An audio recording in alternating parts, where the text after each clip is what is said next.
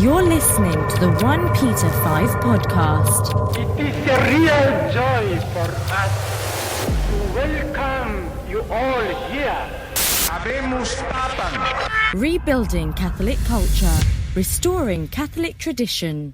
Hello and welcome to the OnePeterFive podcast, episode number 76. I'm Steve Skojek, and joining me today is my friend Kale Zelden. Kale is a longtime teacher in the world of Catholic education. He is also now a contributor to OnePeterFive. He's a one-time contributor, but there will be more. I guarantee it.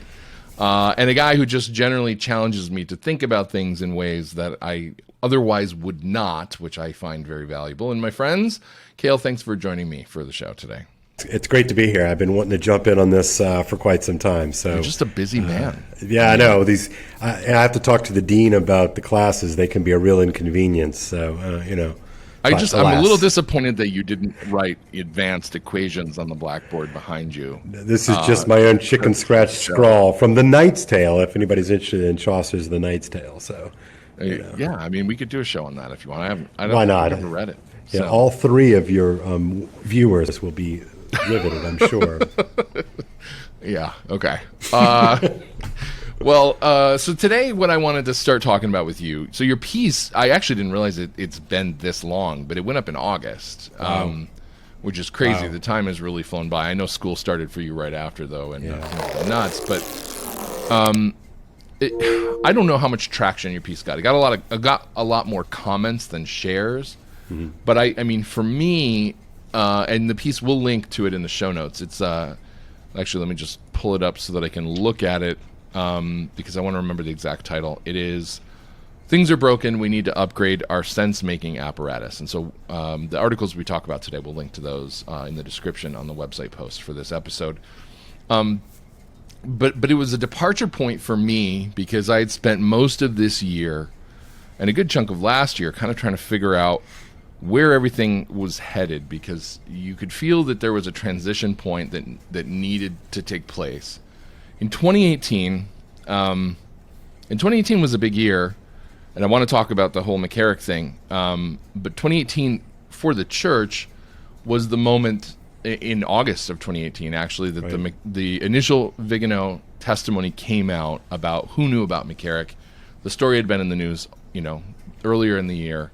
And then Vigano came out and was like, look, I told the Pope, I tried to warn him. And it was this moment of sort of, I don't know, of existential sobriety for Catholics, where we're looking at what's going on in the church going, how? How does this happen? How does it go all the way to the top? Are we still shocked by anything anymore? There's sort of a lot of different feelings.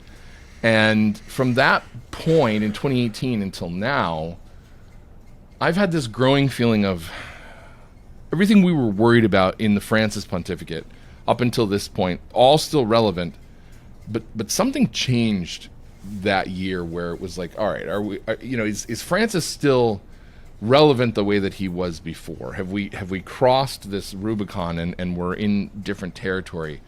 And by this year, it was, I found myself more and more confronted with the things that I've been discussing in some of my articles lately, like, does infallibility really mean what we think it does when you have a pope who's doing the kinds of things Francis is doing? And it seems as though, if he can teach error on faith and morals and things like the catechism and in exhortations and in encyclicals, even if it's not infallible, is there no protection that stops him from doing that? How does this work? So Catholics are facing this whole problem with understanding if the church is what she claims to be. And I want to dig into that more later, but you kind of came out of left field, and I'm explaining this for the audience because I kind of want to contextualize. We didn't know each other before. Right. We interacted a little bit on social media, and then you showed up in my inbox and we're just like, hey, I've been thinking about this thing, and I have this feeling that you're thinking about it too, and here's my idea. And it was about this problem with what you call our sense-making apparatus and our ability to sort of grasp real, authentic meaning. And so we started kind of looking at where are the places that we can try to find answers. How do we step back and zoom out a little bit from this crisis in the church that we've been, right up close to, and try to see what's going on? And so you've kind of helped me to transition to looking at things a little bit differently. So with that background kind of laid out, how do you think we sort of sketch in broad outlines, the crisis of meaning that we're facing? What is a crisis of meaning? It sounds very dramatic. Yeah. How do we ping the contours of this thing so that we can sort of come to grips with what we need to do to address it, do you think? Yeah, I mean, I think, for me, you market it at 2018, and if you recall in the opening of the piece that I put on OnePeterFive, I referenced the fact that the Uncle Ted affair nearly did me in. Yeah. And now here we are, 2.5 years after that moment that really, I would definitely say, sort of altered my view of the world. And what was happening to me, or what I was doing, I guess, is that on my own time, prior to the McCarrick revelations and all the corruption that I think many of us had sensed, but we're really not, there was no there yet. I mean, we knew about things, but McCarrick is a huge deal, right? I mean, the fact that he's a cardinal, and there are vanishingly few of those. I mean, how can the corruption go all the way up? This is not some loser priest in the backwoods of a Boston suburb who is doing nefarious things with children. I mean, this is someone who has worked his way all the way up into the hierarchy of something both you and I think is of great importance, to put it mildly. Both of us being men of faith and doing our best to be, sons, loyal and faithful sons of the church, and to be sort of caught in this situation where it doesn't feel like actually being loyal or faithful means anything. And so, to me, that was sort of a crisis point. But just prior to that, I had started listening to a bunch of podcasts. For whatever reason, I started listening to podcasts, and I stumbled across, Jordan Peterson and the Weinstein brothers, and the Rubin Report, and Gad Saad, and a variety of these characters that were gaining some popularity. And then, of course, then the New York Times caught wind of them by way of a Barry Weiss feature piece, and then they kind of blew up. But I had been listening to this, and so I was doing a bunch of different things. And you mentioned earlier that we got a lot of comments on my first piece for you, but we didn't get a lot of shares. And I'm not, as I think about it, I forgot it had been all the way in August that we had run that. Or that you had run that, sorry. I feel in certain respects I'm kind of like a poser. I'm not a full-on trad guy. I go to a Novus Ordo parish. I live here at a monastery, and it's very sort of if there's a sort of a unicorn type parish, as some trads will talk about it, I probably exist in one. Mm-hmm. It's a reverent liturgy, and it's all those sorts of things, and there are even parts of the Mass that are done in Latin. But so anyway, so I'm kind of like a pretend trad at the very least, but I'm certainly no longer what I would consider in church terms a conservative. And so what exactly the piece that I wrote for you is really a piece talking at us, more so than a piece talking out to the world. And, sure. So I would imagine, and again, I'm going to go ahead and make assumptions because that's what we do as human beings, but I would assume that people may have read it and been like, oh yeah, that's some really interesting stuff. I probably have thought a few of those things, but like, what do I do with this? Right. Wait, he wants me to like watch Jordan Peterson? Like, that's crazy. Yeah. And like, why would I listen to Sam Harris? These people hate the church, et cetera. And so I guess I'm not terribly surprised.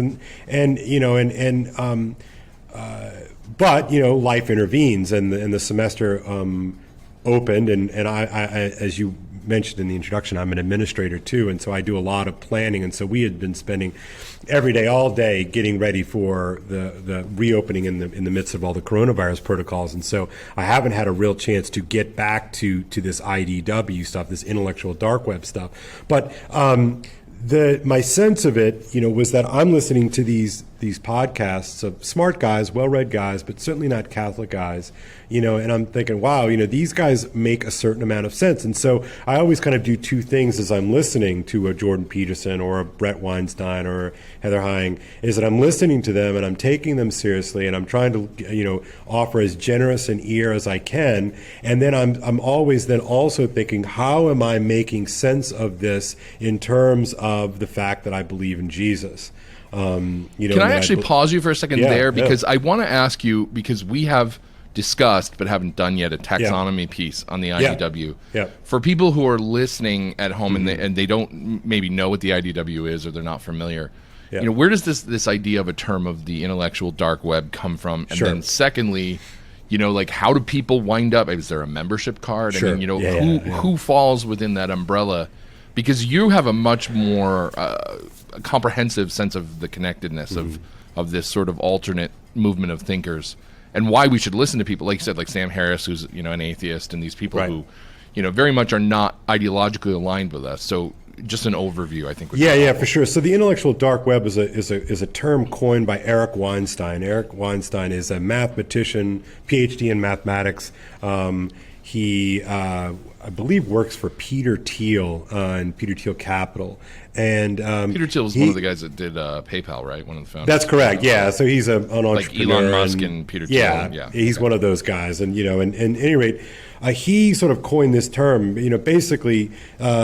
A lot of these guys, were trying to have these honest conversations, and they kept running up against what I guess we would probably call sort of woke political correctness. Sure. And none of them really sort of understood why did they keep sort of running afoul. They were just being honest dialogue partners, trying to push the conversation, finding the truth wherever they might find it. They kept running up into these orthodoxies, which again is very rich coming from you and me, because we consider ourselves, I consider myself, at least I'm attempting to be an Orthodox Catholic, and align myself with our tradition, and so so I'm capable of understanding my own orthodoxies, but I think these guys were running up against the unspoken orthodoxies of what has now emerged, I think, in full bloom in the last 6 months to a year as sort of wokeness, right? Yeah. And wokeness is one of those things that I originally ran into in college and in graduate school, but it kind of gone underground again. And so these guys, so Eric Weinstein is one of them. His brother Brett Weinstein and his brothers and Brett's wife Heather Heying were two progressive professors at Evergreen State, evolutionary biologists by training and worldview. Joe Rogan is sort of oftentimes sort of brought in with this original group of IDW guys, but Jordan Peterson is really the big cat. I mean, he's really the one that moves all the space, and of course, he's been out of commission for the better part of about a year. Has it been a full year? I think it's actually been more than that. I think the last video that I saw that he had posted on his YouTube channel was like 2018. Yeah. And then he just came out about a month ago saying that he was home and he'd gone through this big health crisis that actually led to him being in a coma. And I mean, it was really bad stuff.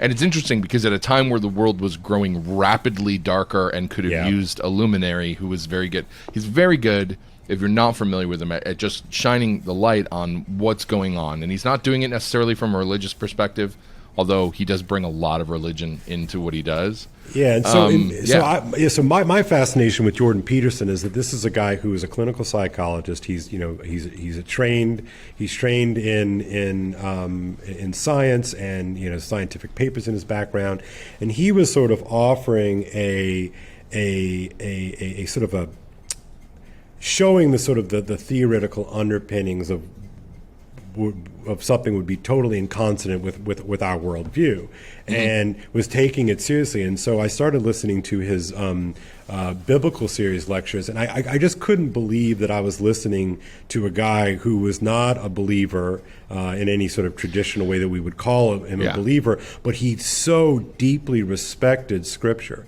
So he does a whole hour and a half on the first line of Genesis, and people are applauding and clapping, and you can't wait for the next week that you get to listen to the next one.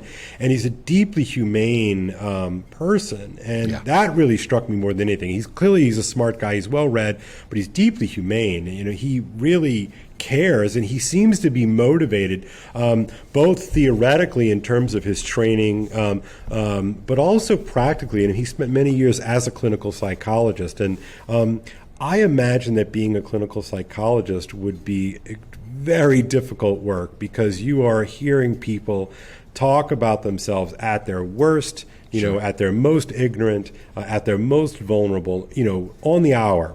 Every hour. And so I would imagine that has a way of giving you a real insight into the dark side of human nature. And I don't even necessarily mean active evil, but just the sort of the dark parts that none of us like to look at.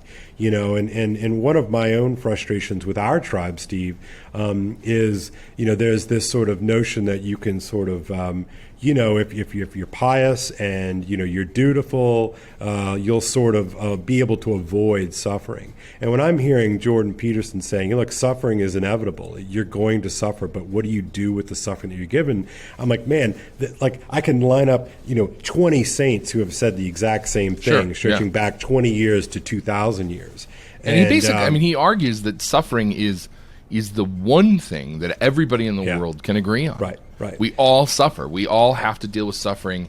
What does it mean for us? And it really is a profound question. It is the fundamental defining characteristic of the human existence. Yeah, and so he's doing this stuff. So, but originally, if you recall, he sort of rose to prominence. He was a quite obscure Canadian professor in Toronto, and he rises to prominence because he fights this Bill C-16, which is about compelled speech. I think something along the lines, it would make it illegal for you to refer to somebody by their wrong pronouns or something like that. Yeah, I'm pretty sure. And I remember seeing this sort of off the side of my social media feeds, and there's this guy in suspenders, and he's got this sort of strong Canadian accent, and I'm like, okay, look, I'm glad somebody's doing that fight, but it's really not my jam. I don't care about political correctness at colleges, because I went through that. I lived through the 90s, and I'm like, whatever, fine. I'm glad that there's one conservative professor doing this. But it wasn't until I saw the Kathy Newman interview that really sort of blew me. I was like, oh, this guy's a different That was his cat. interview she's with the BBC. Yeah, so she was in the BBC, and he had just put out 12 Rules for Life, and so he was on the publicity tour. And she does this sort of classic, sort of journalistic trap game where she tries to make, when have you stopped beating your wife, or something along those lines. Kind of questions, and he just sits there and he takes it and he just calmly kind of redirects her and puts it back to her, and really, and he has this sort of literally this gotcha moment, and I'm like, okay, this is a different guy. And then I saw him later on in interviewing, and he was talking about that interaction with Kathy Newman, who's a very prominent figure in the BBC. And he wasn't doing a touchdown dance. Like I would have done a touchdown dance if I would have face down somebody who was trying to do that to me on television, live television. I would have done a touchdown dance and say, in your face, you suck, da da da. Right. And then here he is. He's saying like, I've really been thinking about this, and it's like, she's in a bad place. Like this is not good. And I'm like, whoa, dude, wait a second. She just tried to dunk you and call you a Nazi on TV, and you are here saying, she is, anyway, his humanity really. So at that point, I did a deep dive into all of these guys. I wanted to watch everything I can get my hands on him, because I wanted to hear what this guy had to say. And I want to add something here that I think is really important, and it's something that I don't think you said to me. But you got me to watch that first biblical lecture, and I need to do more. They're long. They're the first one was like 2.5 hours. Yeah. And I was trying to watch it with my wife, and we don't always get 2.5 hours of uninterrupted time to watch something intellectual. Like even if we're watching a movie or a show and the kids are making noise, whatever. But I wanted to hear everything he had to say, and so we were piecemealing it out, right? So, and I found myself, I was sitting in the car. We were driving to Tucson, where my father-in-law lives, and it's a 100-mile drive. And we're listening to this thing. And I stopped it and I looked at her and I was like, I have never sat in a church, heard a homily from a pulpit, heard a talk from a Catholic professor. This guy, I don't even know what religion he is. I mean, he clearly has a great deal of respect for the Catholic Church and for Christianity, but he doesn't profess what his belief system really is.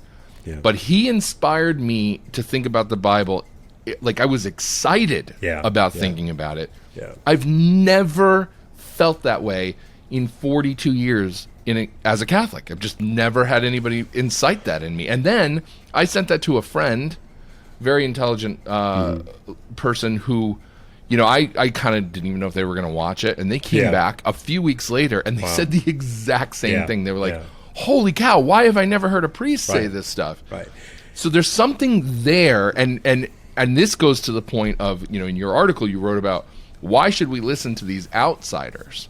Right. Because, I think, and the reason why I'm taking the time to break down who the IDW is, I know some of our audience will know, but based on the responses we got to that piece, a lot of people are like, why would you listen to these guys? These are not Catholics. The Catholic Church is already doing all this stuff. Why do you go outside to look for these kinds of people? And that's the kind of thing that, honestly, it drives me a little bit nuts, and I get frustrated with our fellow tribesmen and women.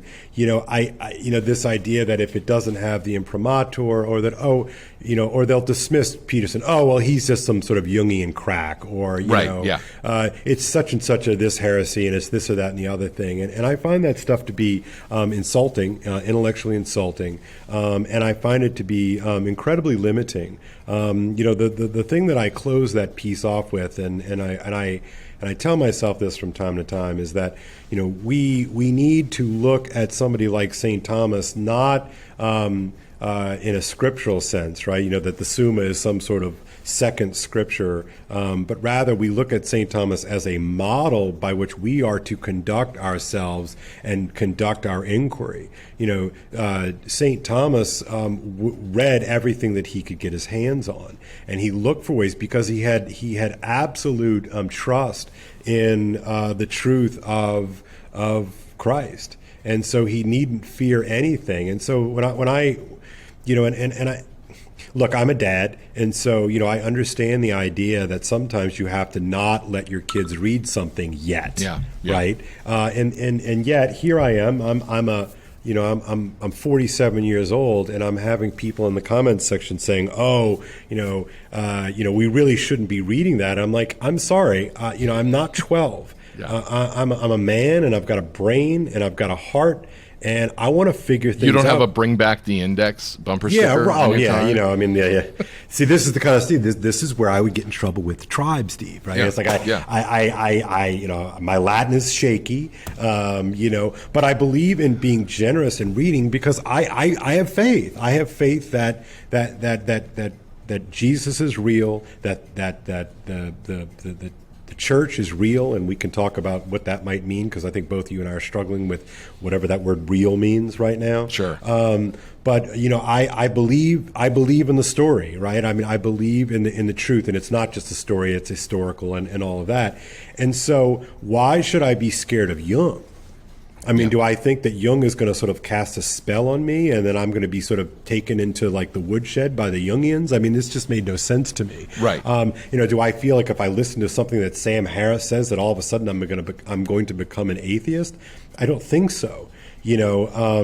But I do know that an outsider has a way of telling me something about myself that I can't see. And we all know this. We all know this intuitively, right? Steve, you can come to me and say, Kale, I'm struggling with this, this, and this. What the hell's wrong with me? And we can talk it out for a couple of minutes, and then I'll be like, okay, Steve, I see this, and I see this, and I see this. And you're like, oh my gosh, of course, that's right in front of my face. And the same thing, I can say, hey, Steve, I'm struggling with this, this, and this. And you can say, okay, Kale, this is why, right? Because we can't see ourselves. Right. And my contention is not only can we not see ourselves individually, but the church clearly cannot see itself right now.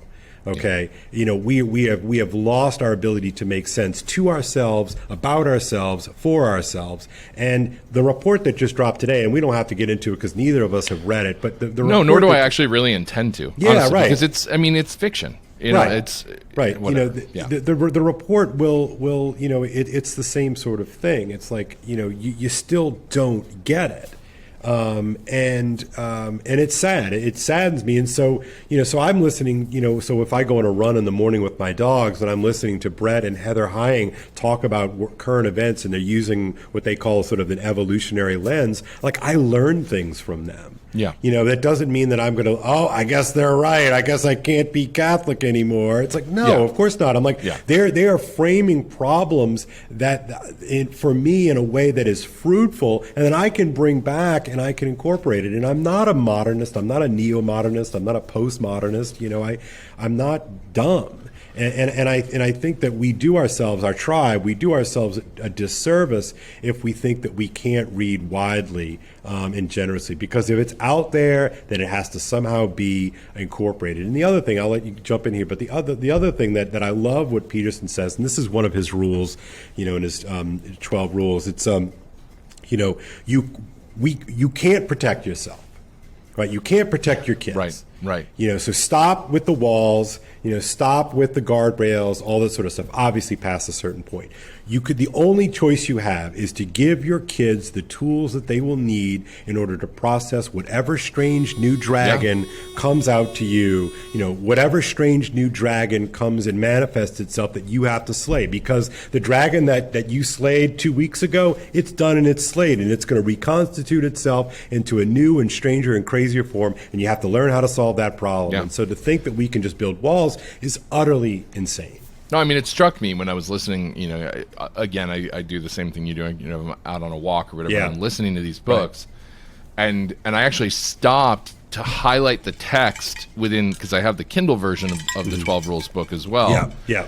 Because he said something about, you can make your kids safe or you can make them competent, and it's like, I love that. You have this choice you have to make of, you can try to shelter them at home, but it's only going to last so long. But if you make them competent, they can go out and face any challenge that they face. So Steve, question for you, right? So you and I are both very online people.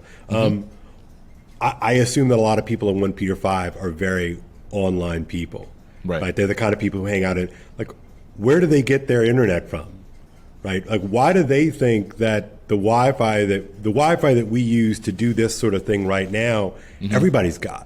Sure. So and the Wi-Fi doesn't respect a wall. Right.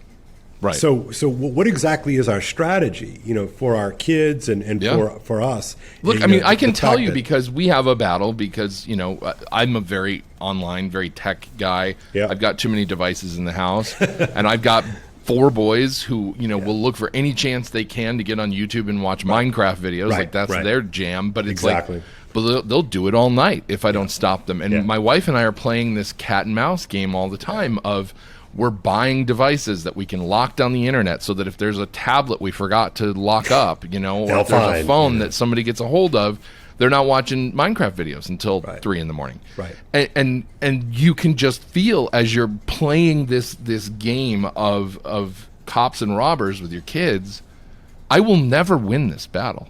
Yeah. I have to be vigilant 24/7, 365, and all I have to do is mess up once, and they will find the weakness, and they'll take it. And this is over something that's not immoral. It's not, but it's this feeling of like I have to find some way to equip them to handle this well, because I can't keep the training wheels and the bumpers and everything on forever. It's just not going to happen. Like they're going to go into a world that is as deeply technological as the one that I'm in, and probably more so.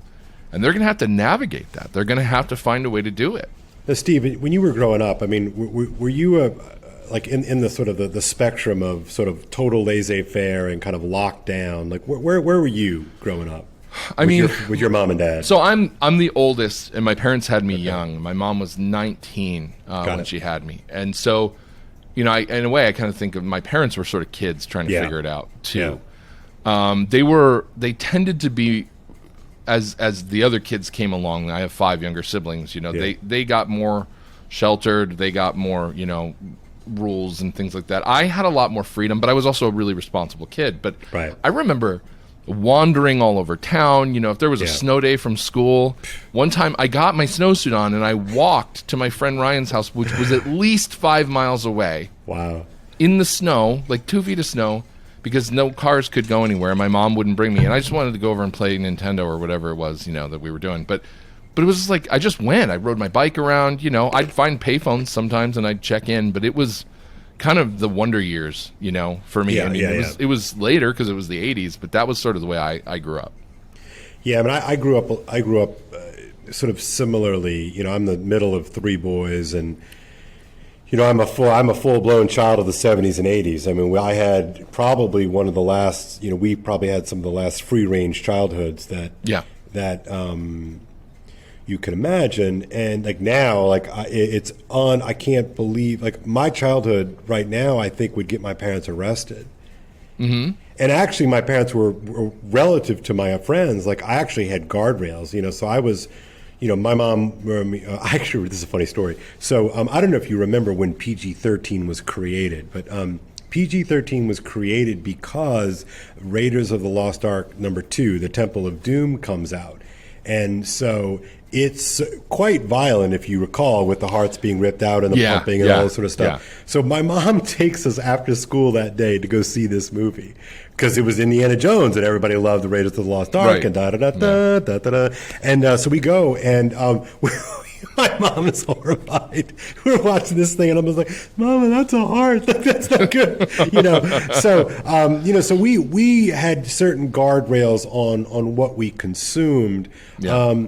But that was, whereas some of my friends had no, if they had older brothers and sisters, they could do whatever the heck they wanted to do, But I forgot why I wanted to bring this up. I think just the whole we were talking about Peterson's whole thing about making people competent versus trying to shelter them. It's not, and it's not just applicable to our kids, though. I mean, I think that the deeper point that you were getting at is sort of the church's paternal relationship with us and the index and all that. Like, what are we allowed to look at? What are we allowed to read? What are we allowed to think about? And for me, I think you and I have talked about this before, but what I found really inspiring, so I bought Peterson's book years ago, 3 or 4 years ago. Yeah. And I started it and I never read it past, the first chapter. I was just like, whatever, I don't know what's going on with lobsters. You have attention. I have major problems. attention deficit disorder. Yes, you do. It's okay. It's okay. I'm riddled with ADD. So, but anyway, so I never went back to it, and then you kind of got me back into it. But when I was watching his biblical lecture, what I was really struck by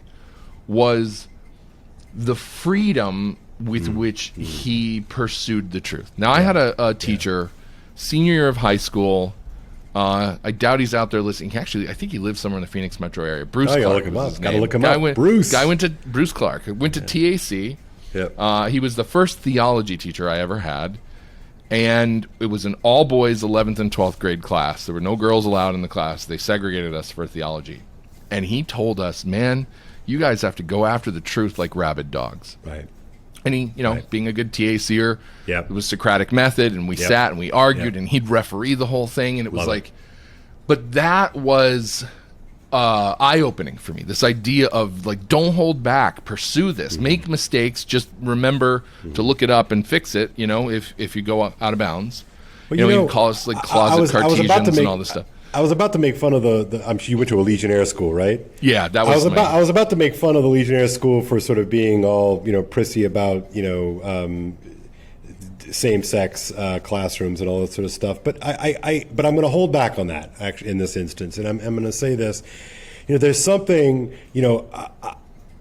I would have eaten that up, right? I mean, as a 16, 17-year-old boy, that would have spoken to me. And I had a similar instance, but it took a little bit longer for it to hold. But that's such a kind of a masculine thing to be able to engage in, and you would hold back if there's girls in the class. Of course, you wouldn't. You wouldn't play it that way. And I see. Or if you didn't, you'd be too aggressive, and somebody'd be crying, and you'd be like, "Oh, sorry about that," and and there's no space for that. There's no space for that. And so I think one of the reasons why Peterson appeals to men, and as he says himself, YouTube is hugely dominated by males. But secondly, I think it's to watch someone so fearlessly pursue the truth because it matters, and not just matters because he says it matters, but it demonstrably matters, right? I was Twitter exchanging messages with this guy last night, this guy on Twitter last night, and I don't know if you got to this part in the biblical series, but there was a moment where in the Q&A, this guy asks a question of Jordan Peterson, and he quotes Cardinal Ratzinger. And I've been looking for this guy online for the longest time. Just last night, I sent him a direct message on Twitter a year ago. Okay. Just last night, he responds back, yeah, that was me. And I was like, man, I'm dying to talk to you. Like, what were you doing? He's like, I want to speak like Jordan Peterson. Yeah. And it's like, and this is this wonderfully unfiltered moment, to why, I mean, look, I think, and this is not my idea to me, but, to watch Jordan Peterson do his thing is like watching a jazz musician do his thing, and he does it with stuff that, like, with notes that I'm familiar with. Like, I know my Jung, and I know my philosophy, and I know my Dostoevsky, and I know my myths, and I know these things. I teach them. This is what I teach, right? And to watch him just go up there and do it, it's just beautiful to watch. But I mean, to me, what I found from a very different perspective as a non-educator, what I saw was the shackles being off. This is a guy who could pursue the truth. And look, this is something that we do. And I think people who are very online Catholics, who consume a lot of Catholic media, we exist sort of from this moment-to-moment life of gotcha journalism. It's really a dangerous thing, especially Orthodox, conservative Catholics. We're always like, we don't watch Bishop Barron because we want him to teach us something. We're looking for the heresy that he's going to, like we start being the Spanish Inquisition and a very Monty Python-esque version of it. Yeah, and I get it, right? Because because I'm like, I want to press those buttons too, but it's like, what am I doing here? Yeah, what and it's very this? difficult. I mean, it even maps over to what we've had to do with liturgy. And in Martin Mosbach's book, The Heresy of Formlessness, he talks about the fact that we were never meant to be theater critics at the liturgy. Let's not. If we're doing that, we're doing the wrong thing. But we've been put in this position where we've been forced to evaluate, is this thing that we're getting good? Is it bad? Should we stay here? Should we go? And so we're floating in this world of this schizophrenic, multiple personality church where we're like, well, we don't know what we're going to get today. We played parish roulette and we wound up, at the psycho parish, but maybe tomorrow we wind up at the unicorn parish and we don't even know. So we have this thing where we're constantly purity spiraling and we're always checking each other. Did you say the wrong thing? You might be a closet heretic, and and so watching somebody like Peterson is different than watching somebody like Barron or even Scott Hahn or any of these guys talk. Right? You know why? It's because he's not careful. Well, and that's exactly what I mean. He's motivated by precision. Like, he always talks, be precise in your speech. Yes. He talks about that, but he's not cautious. No. I mean, he's been called everything in the book. He's been called a Nazi. He's been called, a homophobic piece of trash. I mean, he's been called anti-trans, like all these ridiculous things, right? He's like, that's okay. But I mean, this is why I keep going back to Bruce Clark and go after the truth like rabid dogs. Yeah. Because that's not something you actually see Catholics doing, at least not self-consciously. So for me, every time I write an article, I know I may be, if I'm really writing from the gut and I'm trying to get at something that's bothering me that I think we need to talk about, that I may accidentally step out of bounds. I may accidentally color outside those lines, and I'm going to have people lining up to call me an apostate. Yeah. And when I watch Jordan Peterson, they're not trying to trip him up. No. He's not beholden to this imposed and Byzantine set of orthodoxies that are just like, well, you did this and you touched that button. He gets to touch the third rail if that's what it takes to get to where he's going. Right. And there's a freedom in that I don't know, it unlocks something in somebody who's intellectually curious. You're like, yeah, I want to break some crap so that I can make this omelet. Like, I don't care, what I have to break in order to get to the truth. Don't tell me I'm not allowed to think this. Don't tell me I'm not allowed to say this. Let me work through it, and I'm going to bump into the walls on the way, but that's okay as long as I'm really concerned about getting to the truth in the end. Right, and it's like church as hothouse flour, right? That we all sort of live in a china shop, and we're all so scared to either break something or not break something, right? I mean, it does. Everything is policed so much, that. And then, of course, so you step back a second, you sort of take in the whole apparatus, and you're like, what am I doing? Like, what am I doing here? My wife always tells me, yeah, Kale, like, fine, like, but what does this mean for your prayer life? I mean, and she's right. I mean, she's good. She's a very smart woman, and a faithful woman. But it's like, like today, like the McCarrick report. I don't know what I'm going to do. I mean, you're not going to read it? I don't know. I mean, I'm going to probably skim parts of it. Mostly, though, look, I mean, the thing's 460 pages long. I mean, and it's like I joked in my post today about this. I'm like, I don't want to look like this for the next 2 weeks. And I posted this picture of this huge, thick book, and somebody's like, I saw, it. It's like 3 feet tall. Yeah, like but I mean, tax it's like code or something. The thing is it's not going to tell me anything that I don't know. And the people who are already diving into this thing are saying that. They're like, there's no smoking gun here. We got a few facts here and there.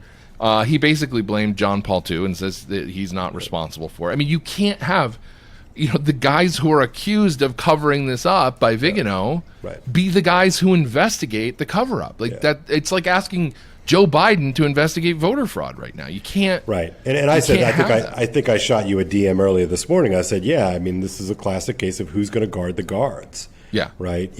So tacking back to Peterson and the IDW, I mean, my hope for us is that, we spend so much time arguing about, whether or not the American League should have the designated hitter, that we've lost the whole meaning of the game in the first place. So this is what I do want to come back to with you, because we needed to do the taxonomy and to talk about these people a little bit and why they matter. Right. Because these are tools along the way towards this process of discovering meaning. But the crisis of meaning, and I do think we're going to have to do multiple shows on this to get into it. Really, okay. If I twist your arm, yeah, that's fine. But I want this episode to really kind of at least get into the foyer of this thing. The antechamber of what is our crisis of meaning? What is it? Where does it begin? How did we get here? And then how do we begin building a sense-making apparatus that works when everything's so disorienting? Right. I think part of it, so part of it is intellectual for sure. Part of it is technology driven, and it's a funny thing to say this, right? Because everybody talks about the phone, right? And everybody talks about I've got this phone, and I kind of like it, kind of hate it, and isn't the internet amazing, and isn't the internet horrible, and so it's so people talk about this, but I think I said this to you the other day, but we really don't actually talk about this. We don't really talk about what this means. And how, it's not just like, well, I used to, like when I got ready in the morning, I would put my shirt on, put my pants on, put my wallet in my back pocket, put my keys in my left pocket, and then I put my phone in my right pocket. Like, no, it's not just like some other thing I stick in my pocket on my way to work. It changes everything. Yeah, our entire existence is different. And if you don't believe that, by the way, try going a week without your phone. Not a day. Go a week. A day. Well, I mean a day, but yeah. Okay, so I teach, right? And I'm a very online guy. My little report comes in on Sunday and tells me just how naughty I've been, and it's pretty embarrassing, right? Yeah, right. It's pretty damn embarrassing. But this is rewiring us, right? Yes. I mean, not only is it the internet that is rewiring us, but this mobile internet, this interface is rewiring us, and then you start getting into the app world, right? With TikTok and Instagram and Snapchat. These things are designed to maximize engagement. I mean, they're designed to be addictive. Right, it's like we've heard a lot of the discussion about the opioid crisis, which is very real, and what some of these companies have done is they've taken an opioid and they've changed some of the DNA structure so that this one is now legal and this one is more potent and just to the right of this one, and so you've got this whole spread of opioids that are designed to be more addictive, right? To give you the hit faster. Now, when I get out of ACL surgery and I need something to sort of ease me through the day, man, those are pretty darn good to have. But we know that if not carefully guarded, they are going to be destructive. And we know that a certain percentage of the population, it's going to be particularly destructive and particularly addictive, right? So we have that kind of model, but the business model of social media is to get us addicted, and so and we know this too because we have kids, right? And we know, like my boy plays this game called Clash of Clans. I'm sure everybody in the audience has probably heard of this, right? And the whole point of the game is that they incentivize you to check in, in the morning, and you have to check in the evening because you get like a new thing, right? And so, and then my so boy you feel like you're losing out if you don't. Absolutely, do it. and you are. It's free stuff. So FOMO is built into the structure of the game, right? And so, well, why? Like who? FOMO. What's FOMO?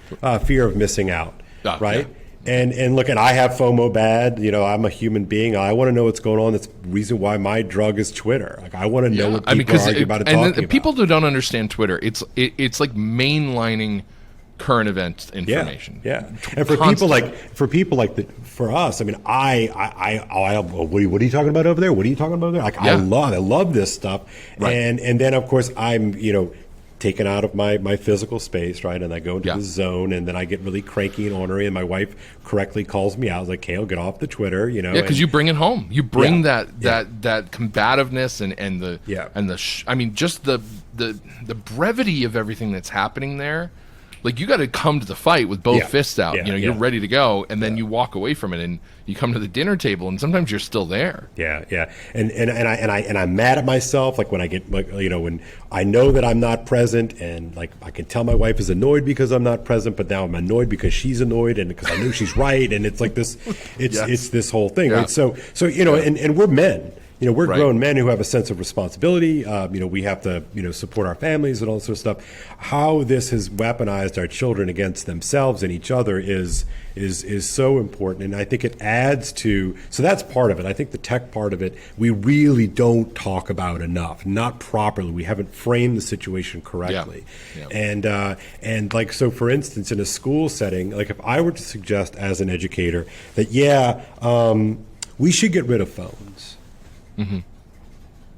Just curious. I mean, how do you think that would go? There would be pandemonium. You would have riots. Yeah. And you know who would riot first? The kids. Moms. No? Moms. Oh, because they want to be able to get a hold of their kids and all that. Yeah. That's the whole. It's the only reason any of our kids have had phones, is so that. And we even went out of our way to make sure that our boys, when they were going to school, because it's a school, there's no buses or anything like that. You got to go pick them up. Yeah. And somebody always forgets, there's a kindergartner. We were supposed to bring him out to the pickup area, Yeah. And so we get these guys phones, and we get them flip phones because we're like, it's only for calling. It's hard to text. There's a browser. There's a browser. And it's we didn't know there was a browser. And it's awful. It's the worst.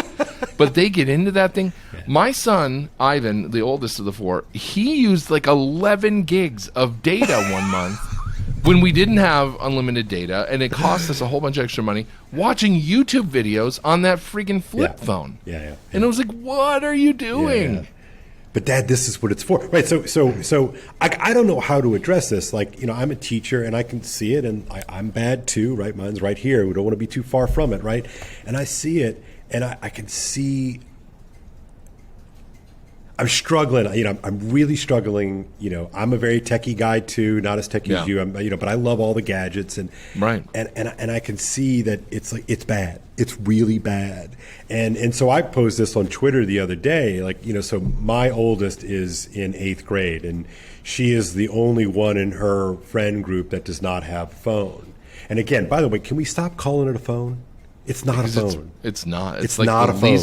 It is the least used aspect. It's the least used app. If I go right now and look at my analytics, the phone never gets used. Okay, so all right. So this thing, this iPhone thing, so she's the only one who doesn't have one. Yeah. And she's a good kid.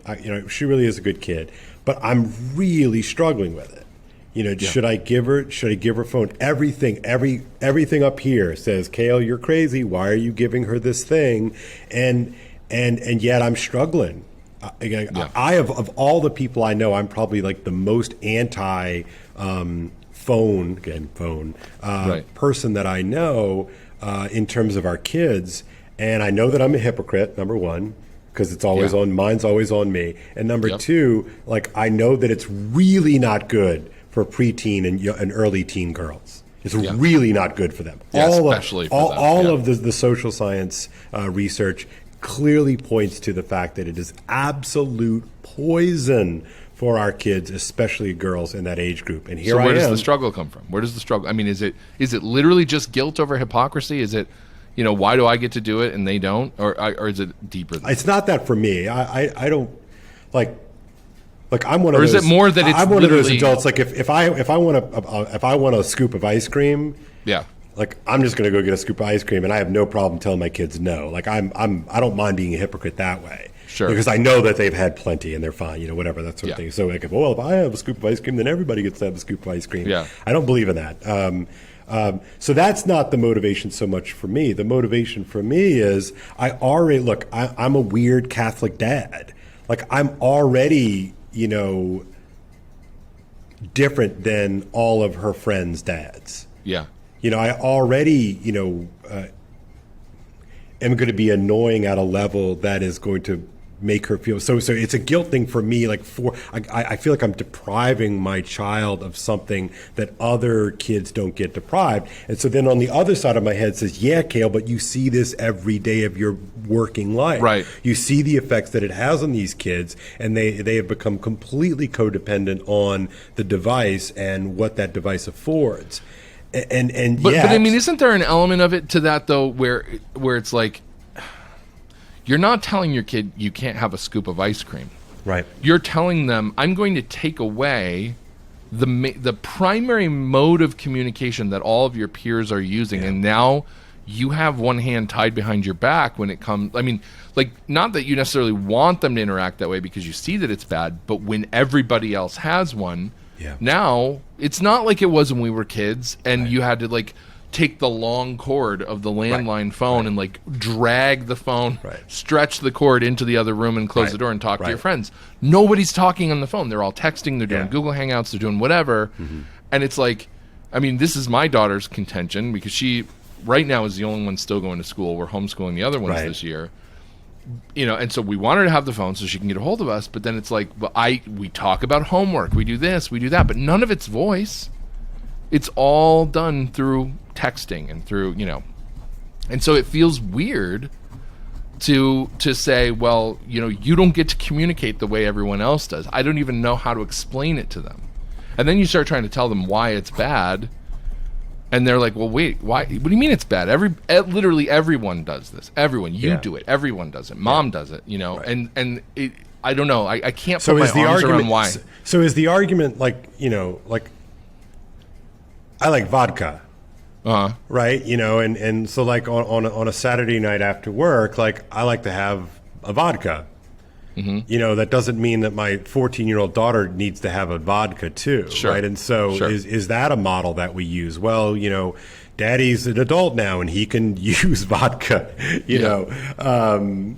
but it's more than that. I know I'm oversimplifying because even that, I mean, it's not ubiquitous. ubiquitous, Right. All the other kids in class aren't drinking while they do their homework, and it's there's just something about this. It's so pervasive, and like you said, it's rewiring our brains. So this has become an extension of our consciousness. And you really see where the rubber hits the road on that when you watch guys like Gary Vaynerchuk, who is this big entrepreneur guy. And first of all, he's saying things like, don't limit your kids on using devices. Let them use them. That's how they're going to become the successful people of the next generation, because this is where it's all going. It's not going away, which drives you nuts when you hear it. But it's like he has a point. Secondly, what was the other thing that he was talking about with this? I can't remember what it was, but it's just like this idea. Oh, that's what it was. Education. He's like the existing model of education is irrevocably broken.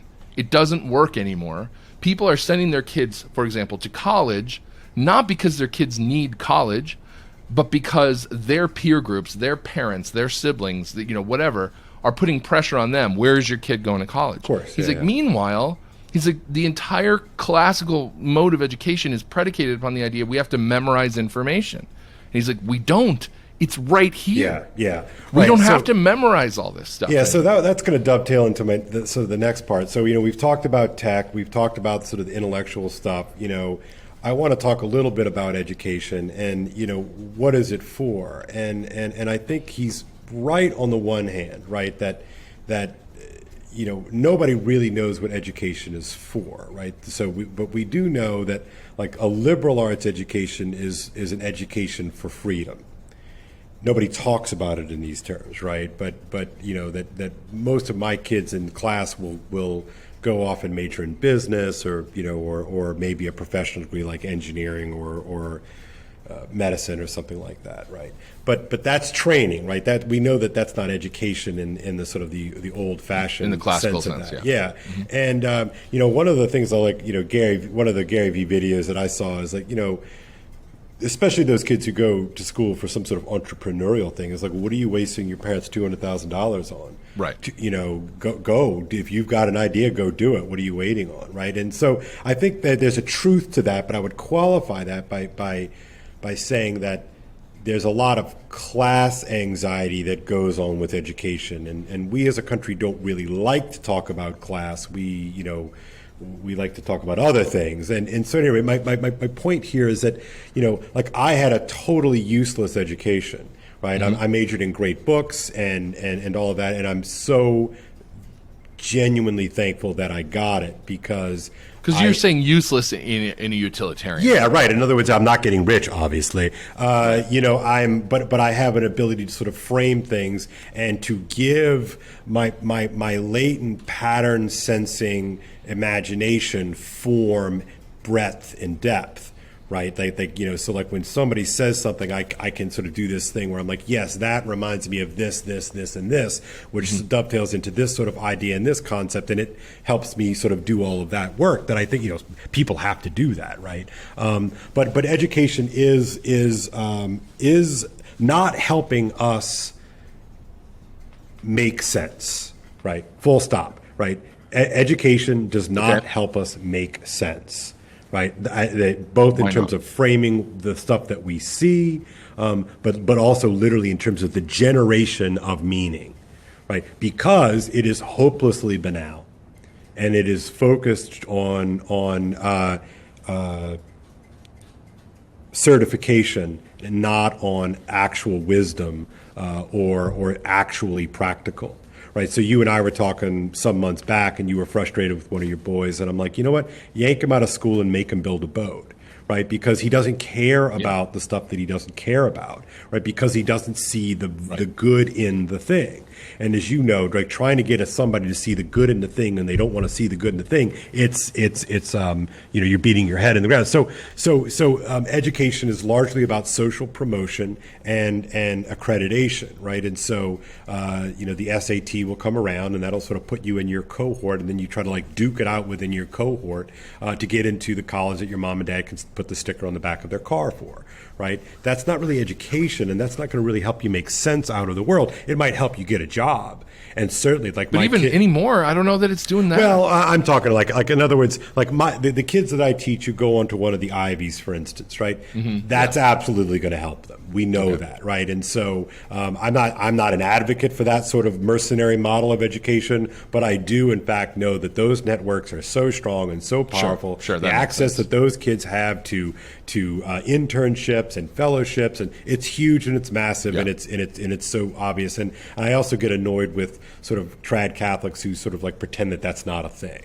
It is a thing. Okay. But again, it doesn't help you make sense. All it does is it puts you in a sort of higher cog in the machine, but it doesn't give you a meta sense of what this whole thing is. Right? It doesn't give you an ability to sort of stand back and offer a sort of a critical conception of what it is you're seeing and what it is you're experiencing. And so, look, this is probably, is education properly understood a red pill? That's an interesting question. I think it has to be. But I mean, when was the last time that it actually was? And then, so how do you define properly understood? Yeah. I mean, I think I had a few red pill moments during my education, but I can't say that it was a predominant characteristic. Right. No, that's fair. And something you said earlier, and these tangents all have riches in them. But I'm just looking, like, we're already an hour into this conversation, and I'm only 3 questions in out of a dozen, which is fine because we'll do more. Okay, so we're talking about sense making. But I do want to ask this question though. You said that that education in the classical sense, a liberal arts education is which about is different freedom. than a classical education. I want to draw a distinction between those two things. I said in the classical sense, not a classical education. Yeah, okay, got it. Okay, yeah. So a liberal arts education is about freedom. Is that correct? Is that what you said? Yeah. Okay.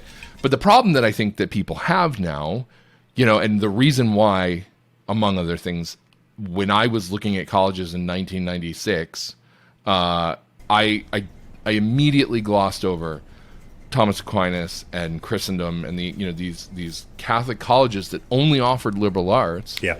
Why am I going to get into all that debt when the thing that I've learned, it will help me as a person maybe, but it's not going to help me to get a job to pay the debt down. Right. And now I'm carrying this debt with me. Sure. Now, stupidly, I thought going to Steubenville would help, and it didn't, and I still wound up with the debt. Yeah.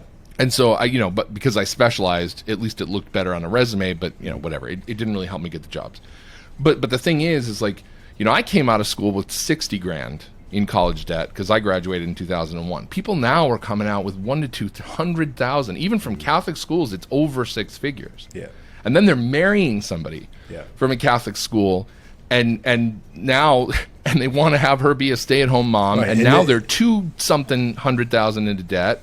And he's trying to get a job as a DRE or whatever, and it's and this explains left Twitter or left Catholic Twitter, right? I mean, to an extent, yeah. They're correct, right? That they have gone into a system that has wronged them, really, and so I'm sympathetic to a point. So like I have to admit that in part, I graduated college in 1995, and even if I had loaned out all of the money, like if I had done 100% loans, I still would have been well south of $70,000, something like that. Mm-hmm. And so I think the explosion of tuition is good, bad, sorry, and it gives a lie to that, because what do we want a college education for? Well, you need the degree, right? Because the degree is your entree into a certain level of job, in theory, that you can get into. So whether you majored in psychology or English, like who cares? Like nobody's going to ask me about the Canterbury Tales. I know how to can I read and write and talk, right? But the real question is, do you really need the college degree in order to make that happen? I don't know. Like with my own kids, I have been joking for a decade now that I'm not sending my kids to college because who can afford such things? And now, as I'm getting close, my oldest is an eighth grader. I'm like, well, maybe I'm right. Maybe my kids won't go to college. I don't know. I mean, it's easy for me to speak in these kind of sweeping abstractions, but there's something very, very senseless about the whole endeavor, right? Sort of to riff on the sense, the meaning-making crisis, the meaning crisis. Right, so bringing it back to that theme, again, we're looking for these tools that help us make sense. Right. And instead, these things that are now established in our lives, I mean, education's been established for a long time, but it's not really doing the trick as it is. And it's been captured, right? And I do want to add this on the educational front. Like, I've been a teacher, for a long time, 18 years, something like that, because I took 5 years off and did something else we could talk about later. But, so all my kids, they go off and they go to college, and gosh, the amount of, almost all of my kids, my former students have been captured by the culture. Almost all of them. In fact, I can count on like two hands the amount of kids that still stay in touch with me because they know who I am and sort of what I'm about, even though I don't preach. Right. I don't preach in my classroom, and all of them have been captured. All of them on some level have been captured by sort of what I would roughly call the kind of the woke, the woke religion. The universities are really good at catechizing. Very effective at catechizing our kids. And so really begs the question, well, what are we doing all this thing for, right? So I think that's part of it. And they've not been taught how to make sense out of the world. They've been taught how to problematize things. They've been taught how to, be cynical. But none of them have been given an education in how to see. And I think that is a huge problem. And I think that this goes to my last thing about the sense-making crisis as I see it, is that I sort of largely put this in the sort of the loose, rough category of our betters, our elite. And I think that our elite have participated and accelerated this sense-making crisis because they seem to be asleep at the wheel. I don't know what they want. You and I have sort of talked a little bit about this, but I'm not sure what they want. Do you have a little bit more time? Yeah, because yeah, I'm not restricted, and a lot of these podcasts run an hour and a half, so it's fine. I kind of want to. This theme that's running through, speaking of begging the question, is things don't make sense. We have a crisis of meaning. Are we taking that for granted?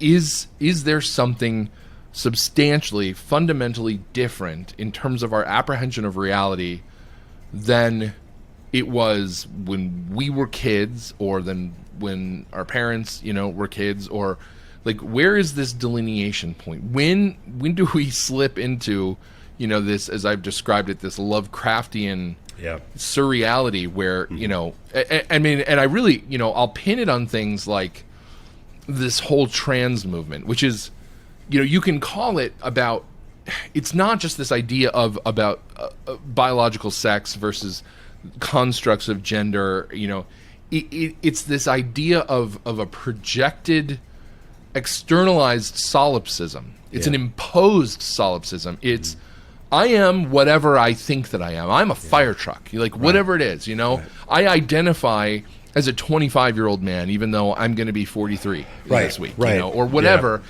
And not only that, you have to acknowledge my reality that I've created in my own mind, and now I'm externalizing, or else you are a victimizer, you are an abuser, you are a criminal, you're whatever. And so we're all now, it's not just relativism, but it's this fragmented, totally subjective, completely unmoored from reality way of looking at the world and looking at ourselves.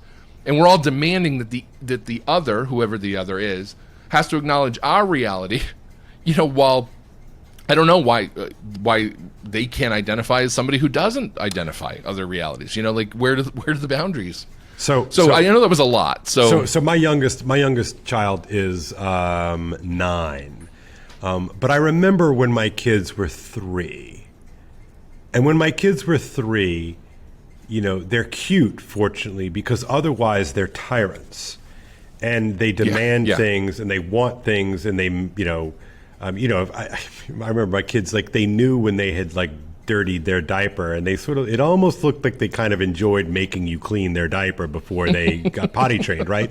And it's sort of or they would come up to you and say, let's play with this, Daddy, like stuff a fake sandwich in my face and try to make me play, whatever, or and you sort of get this moment, and it's okay because they're cute and they're 3, but it's not cute when they're 20 and they have the same kind of sad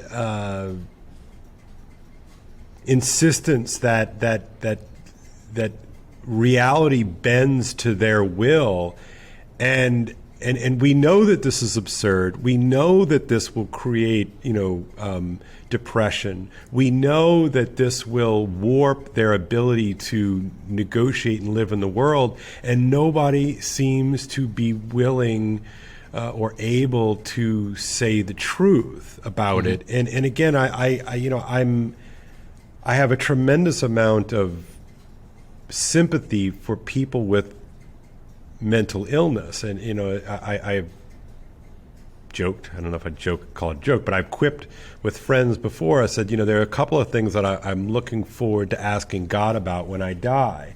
And one of those is, God, can you please explain to me mental health and mental disorders, because there seems to be few things that are more cruel than the reality of mental illness, and to see mental illness be celebrated and affirmed and fostered and nurtured is a real tragedy of the commons.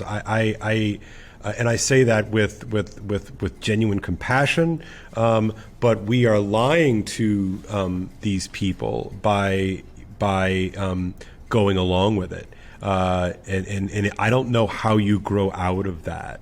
I don't know how our civilization, how do you, talking about transitioning, I mean, how do you transition out of that madness? I mean, it seems like it should be simple, right? There's that quote from Avicenna about how, a man needs to be beaten and burned until he knows that there is a qualitative difference between being beaten and burned and not being beaten and burned. He needs to understand the principle of non-contradiction. Right. And it seems to me like it should be that obvious, and yet for so many people it's clearly not. I mean, they've imbibed this so much, and you can map it, like I said, to everything. I'm not just looking at this as a gender construct kind of thing, but it's towards their entire perception of reality. And I've commented this week about the elections in this country, and I said in a way it's kind of the first trans election, because it's whoever identifies as having won the election. Right. We may never get to the bottom of who actually won, because it doesn't matter to anybody. And what's so interesting to me, like in my conversations with friends on the right and friends on the left, is that I'm pretty cagey in my world. Like I am, and people might say I'm being too slick or too political, but in my world, like I live in New England. This is a deep blue state. I have friends of mine who are sort of red friendly, but plenty of people are significantly to my left on many things. And so I don't talk about this stuff, but I will, but some of my friends know what I am. And they were asking me about the election, and I just was like, man, I just don't know if we're looking at the same reality, and I really mean that. And and I'm humble. I try to be humble enough to know that, look, my sense making is every bit as perilous as somebody else's is. But when I see friends, short videos of my friends celebrating on Saturday afternoon and Saturday evening and going out and in public, and the very same people who are very, very, very, very sort of coronavirus concerned, as you and I both are, but but very judgy about whether you have the mask on or not, and all that sort of stuff. They're out there doing this, and I joked to a friend of ours. I said, you would have thought that Darth Vader had just thrown the Emperor down the shaft of the exploding Death Star, and that we're finally liberated from this great tyrant and Fuhrer. And I said, man, if Trump is a Fuhrer, like, we need our money back, because he was a pretty piss poor Fuhrer. Obviously I'm joking about it, but it's like, what a joke. Yeah, I mean, if he was that good at it, why didn't he win? Yeah, right. I mean, how many, what percentage of the vote did Saddam Hussein get? What percentage of the vote did 99%? Hugo Chavez, miraculously, everybody loved him, and it's like, come Putin, on. I mean. Right, exactly. So at least I know that. Like, and so I'm like clinging on to these things, and I'm not, you can look at my social media feed. I don't tweet about Trump ever.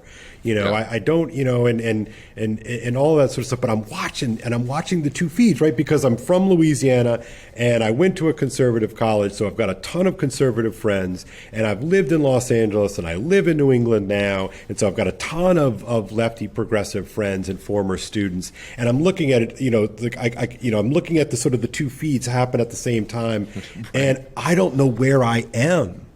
Like, no, because you start to question your own perception of reality, right, when everybody you're looking at sees things very differently. I mean, I think coronavirus did this to me before the political stuff did, because I was like, okay, well, I'm researching this, and I'm reading all this stuff, and I'm talking to people, I'm talking to nurses, I'm talking to doctors, I'm asking them what's going on, and I'm getting this view of a thing it's real, it's concerning, and then I have people telling me it's a hoax, it's all this, it's all that, and on the other hand, people are like, it's the Black Death, and it's like, no, it's neither of those things. Right. It's neither is it a hoax, nor is it the Black Death, but it's something serious, and it has to be taken seriously. But every single point that you would try to make, no matter how innocuous, I shared a story that I read about how there was this Starbucks in South Korea, and they were requiring their workers to wear masks as part of the protocol, but the patrons were not wearing masks. And it was drinking. It was a 2-floor Starbucks, if memory serves. I think it was a pretty big one, because they said Yeah.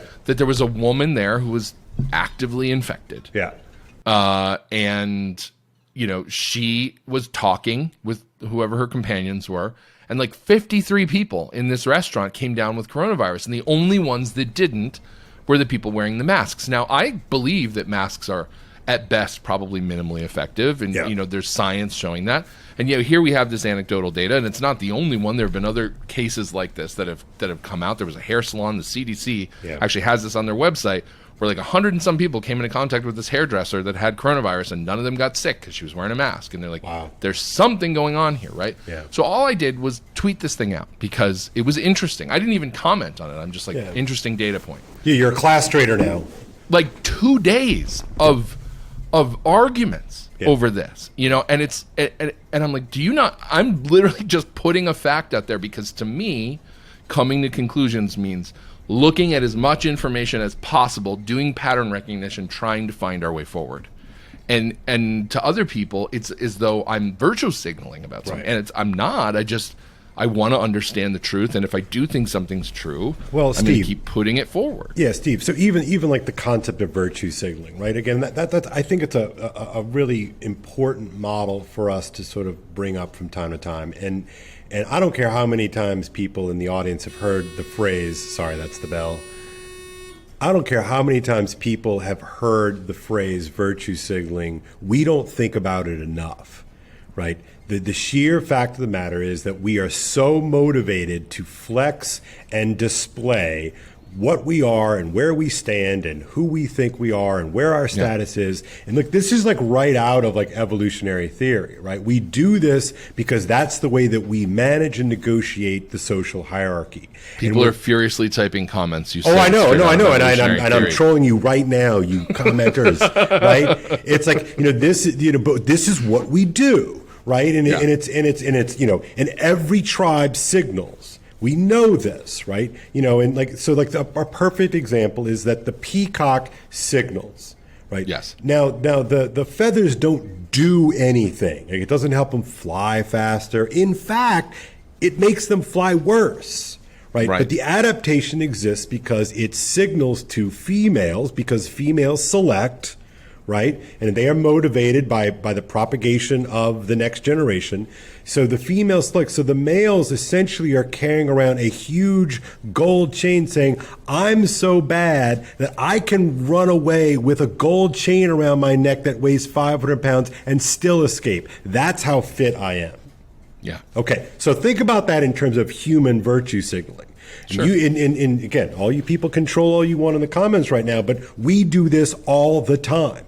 Conservative people virtue signal, libertarians virtue signal, lefts, liberals, everybody, every tribe signals to their people, right?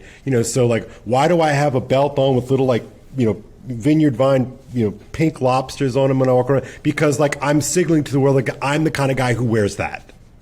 Yeah. And so none of us are immune to the signaling phenomenon. Yeah. I mean, in a way, like I'm wearing a plain black T-shirt. Right.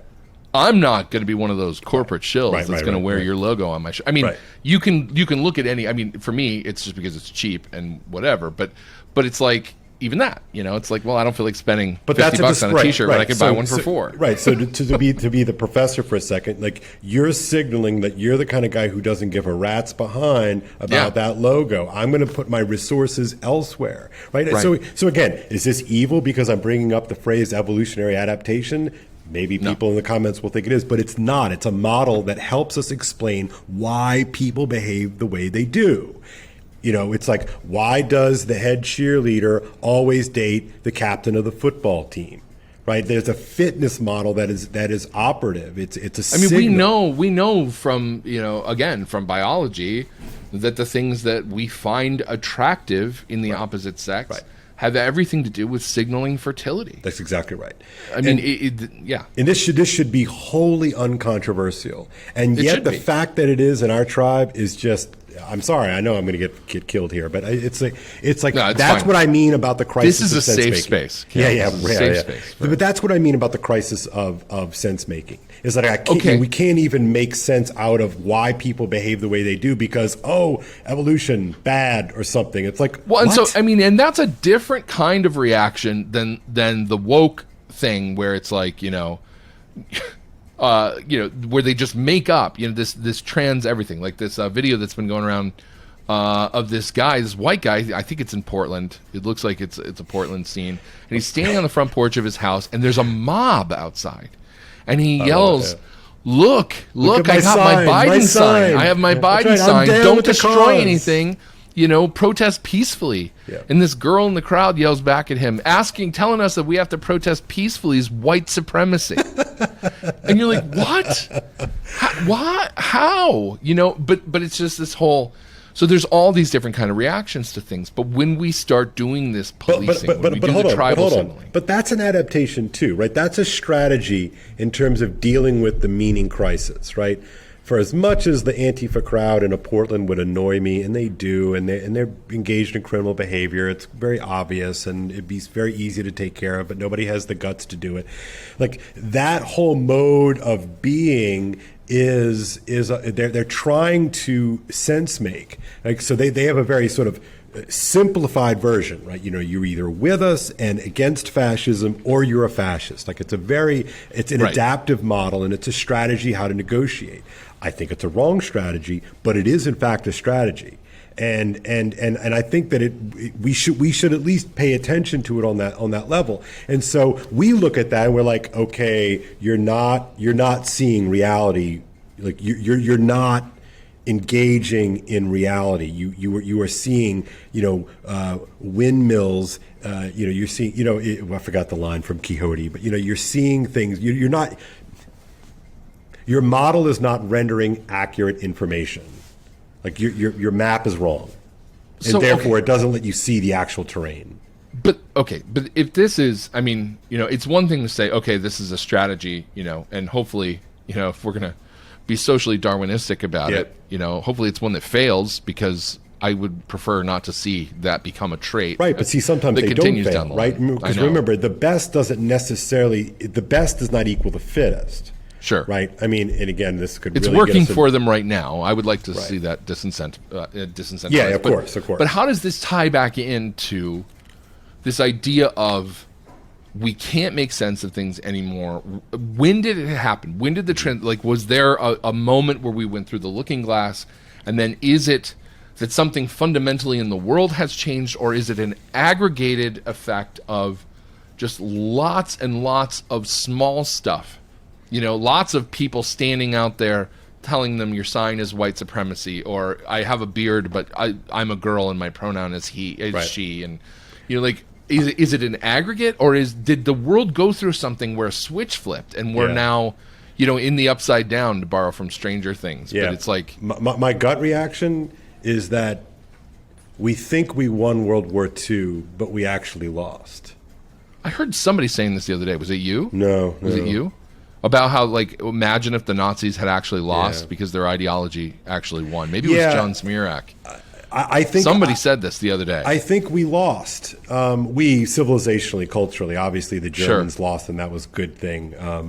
But and the Allied forces won, and that was a good thing. But I personally do not believe that we emerged from that conflict as unscathed as we thought we did. And I know that's a little bit of a meta point I'm trying to make right now, and it's more of an intuition. But look at it this way, Steve. Think about all the stuff that happened in the late 50s and into the 60s, and certainly by the 70s was full blown. Yeah. I was born in 1973. Like, what is that? 73, 63, it'd be 10 years. 15 years, so 20. I was born around 25 to 30 years after World War II, I guess. Mm-hmm. Sorry, I can't do math on the fly. Apologies. I can't do math at all. It's fine. So we're word guys. Yeah, exactly. We see other things. I mean, think about what the church did in 1963.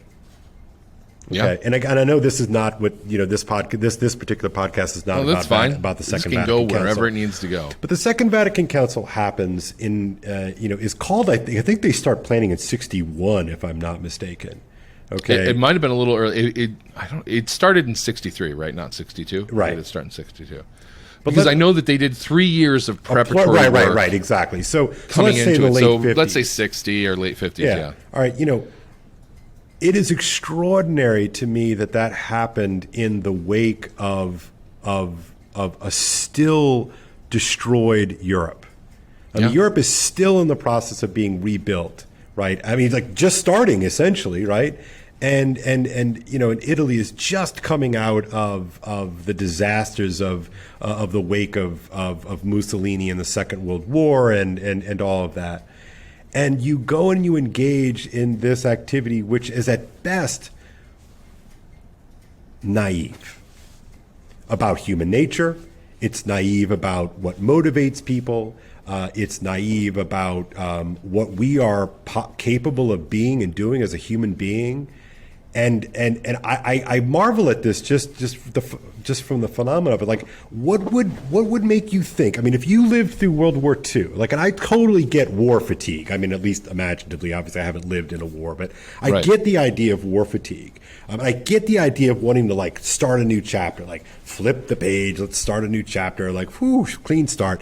But how you can be so naive in the wake of the near destruction of civilization, right? Mm-hmm. It's easy to sort of see how the Nazis were doomed to fail on this side of things. It's easy to see how the Japanese were doomed to fail on this side of the equation. It's even easy now to see why the Soviet Union was doomed to fail now.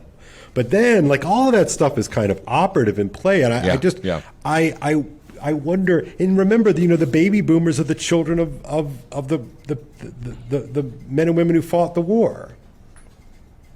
Yeah. I don't, there has to be some degree of causality to that. So if you're actually when did it change? Well,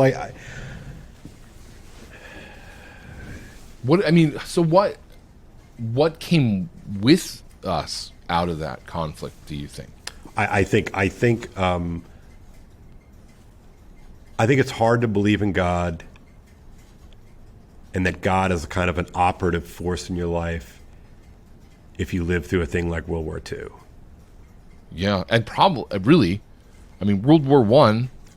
Right, and I'm of the school of thought I think that it's a World War twofer II, there, because there were still a lot of people on the planet who remembered World War I. There's a period of my life where it seemed even where more senseless in a lot of respects. Yeah, I used to be obsessed with World War I, and I think it's actually sort of the more destructive of the wars. But I've always kind of seen. I think in 100 years we're going to talk about psychologically had a deep effect. You hear about things like the Second Battle of the Somme, and all, just the interminable trench warfare and the effect that it had on the guys that were just sitting there in the muck and over what? To this day, it's hard to say. Nobody has a persuasive answer. Why?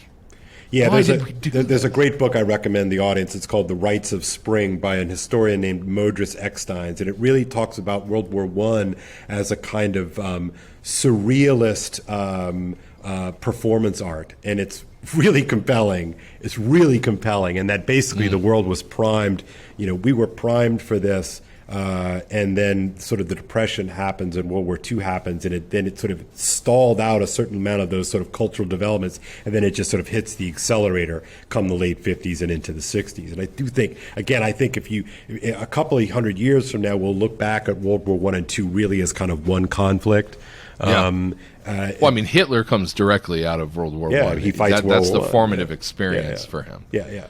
So I think the 20th century happened. I think somebody like C.S. Lewis is a prophet. He lived. He fought in World War I. He saw the utter senselessness of it all, and I think that his choice. I think what he was able to see that it was really kind of God or nothing, and it wasn't God like in this sort of comfortable bourgeois, modernist vein. It was either like old school God or nothing. And, I think people have this sort of cuddly vision of C.S. Lewis. like, oh, he sort of smokes a pipe and he's sort of like a nice, cozy gentleman in his little Right. Oxford pad.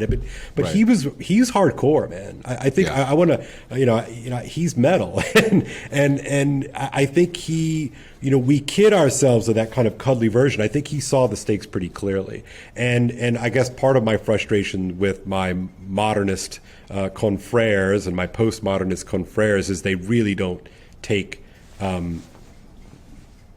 the religious stuff seriously enough. And I think that that's why Jordan Peterson is so revelatory for me, is that this is someone who is absent, the various traps and nets that you and I find ourselves in as cradle Catholics and as sort of loyal members of the tribe. Like, he doesn't come with any of those sort of encumbrances, and he's seeing the very same things that we see.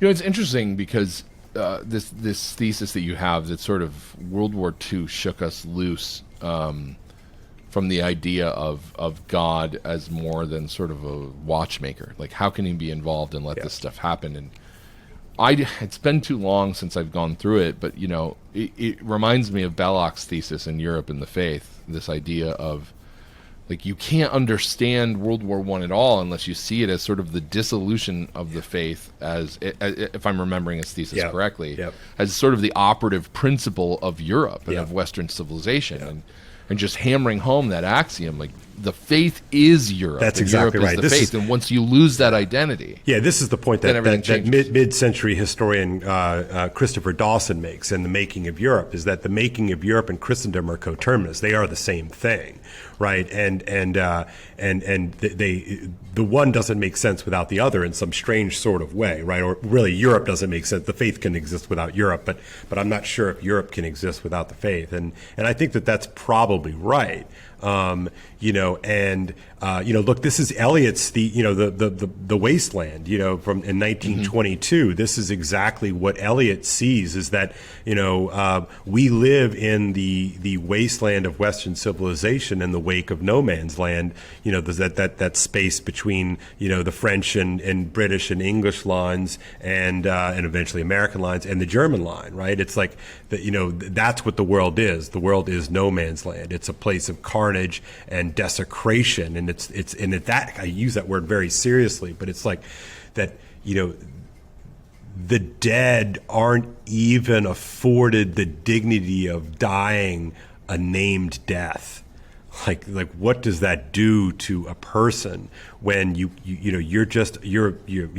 spreadsheets now, right? Excel, we can fire one up and manipulate all kinds of data, but what is that line, that Stalin, I think, says something to the effect of, one person dying is a tragedy, but 20,000 is a stat. It's a statistic. Yeah. And I think how do you confront that reality civilizationally? And so I do think that that's right, and that World War I essentially dynamites the last sort of hold of a coherent Western civilization. And then everything gets sort of taken up from there. And so, Americans then sort of get tasked with it, right? We're the last man standing after World War I and II, really. And, we're not old enough. We're not old enough to understand what we have in our what we're supposed to protect and preserve. I mean, and there's all these concurrent developments, and this is the most interesting tangent, I think. And it's not really. I mean, all these tangents are non-tangential, in a way, because how do you get at the crisis of meaning without eating away at the phenomena of the peripheries that have happened, that have kind of boxed us in here? I've been thinking for a long time now about how the crisis that we're facing in the church is so much more significantly rooted in the rise of global media and global literacy than people want to give credit to. Right. If you have popes like John the 12th who are raping pilgrims and doing just horrifying things, right? These guys, people, you'll hear this a lot. You'll especially hear it from the extreme ultramontanists, like the Sedevacantists, and they'll be like, well, there were popes who engaged in all these profligate lives and personal sins and things like that, but they didn't mess with the theology. And it's like, because, I mean, I'm sure that they had to deal with some of that stuff administratively, and we just never found out about it because people are like, well, I'm not writing that crap down. I mean, what he just said, that's a heresy. Like, it's not that these popes were horrifying human beings, but they were doctrinally pure. It was like, no, either they just didn't mess with the doctrine at all because they didn't give a crap because this was just power for them, or they were doing that stuff, and the people around them who were actually sane and orthodox were like, well, that's not going in the book, and he's not going to check. He can't even read.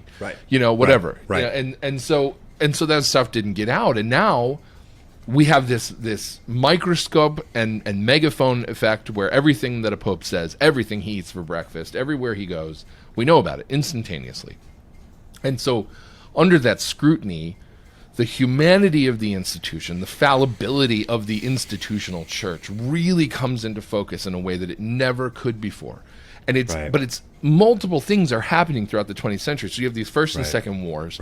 Look at the technological progress between World War I and World War II. Yeah, it's amazing. In the planes, in the weapons, in the mechanized division. Look at the difference in the tanks. Look at a biplane or a triplane and a P-51. It's like, man, are you freaking kidding me? I mean, it's like, this is unbelievable generational evolutions in a very short period of time. Much of it driven by the need to be successful in war.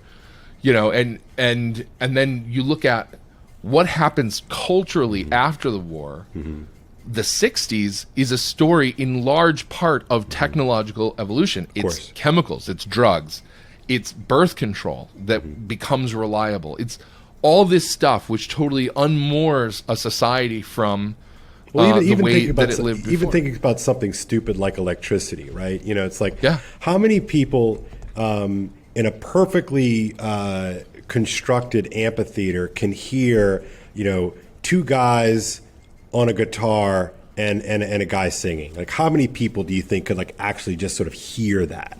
Right. I mean, it's not a couple huge hundred number. A couple hundred. Right. All of a sudden, I can plug into an amp, and I can hook up a microphone, and I can entertain 100,000 people. And look what happens shortly after that. Is you've got popes doing the same thing. I was just going to say, it has its analog. Right? Yeah, and so all this stuff is mapping back and forth between the church and the world. The technological advancement aspect of this is huge because technological progress tends to make us feel like lowercase g gods. Right, that's exactly right. Honestly, I think it's one of the reasons why COVID became the global phenomenon that it did. And the reaction was as strong as it was. Can I jump in on that? As a teacher? Okay, so I've heard people say multiple times, like, man, it's so great that when this pandemic had happened and the lockdowns happened, that we had Zoom. And I'm thinking to myself, okay, you've literally got it backwards. Right? The reason why we have the lockdown, the reason why we had a pandemic is because Zoom exists, right? Harvard doesn't say to their students, don't come back for spring break if Zoom doesn't exist. They would have come back, and a bunch of people would have gotten sick, and we probably would have achieved herd immunity at this point. Right. Really. And again, I know that people are dying. I'm not trying to be callous about this thing. But Zoom has, in my opinion, the Zoom gods are going to come zap me here in a minute, but I'm sure they're doing just fine monetarily. This is why we're not using their product. Yeah, right, exactly. But the Zoom, Zoom facilitated the crack up. I mean, that's a good point. I was going to go for the fear around this thing that made everybody willing to comply, that made all this stuff happen. Is because for the first time in living memory, man and science didn't know what they were dealing with or what to do. Well, even right we now, had doctors going, we don't understand this thing. We don't know where it came from. We don't know if it was engineered.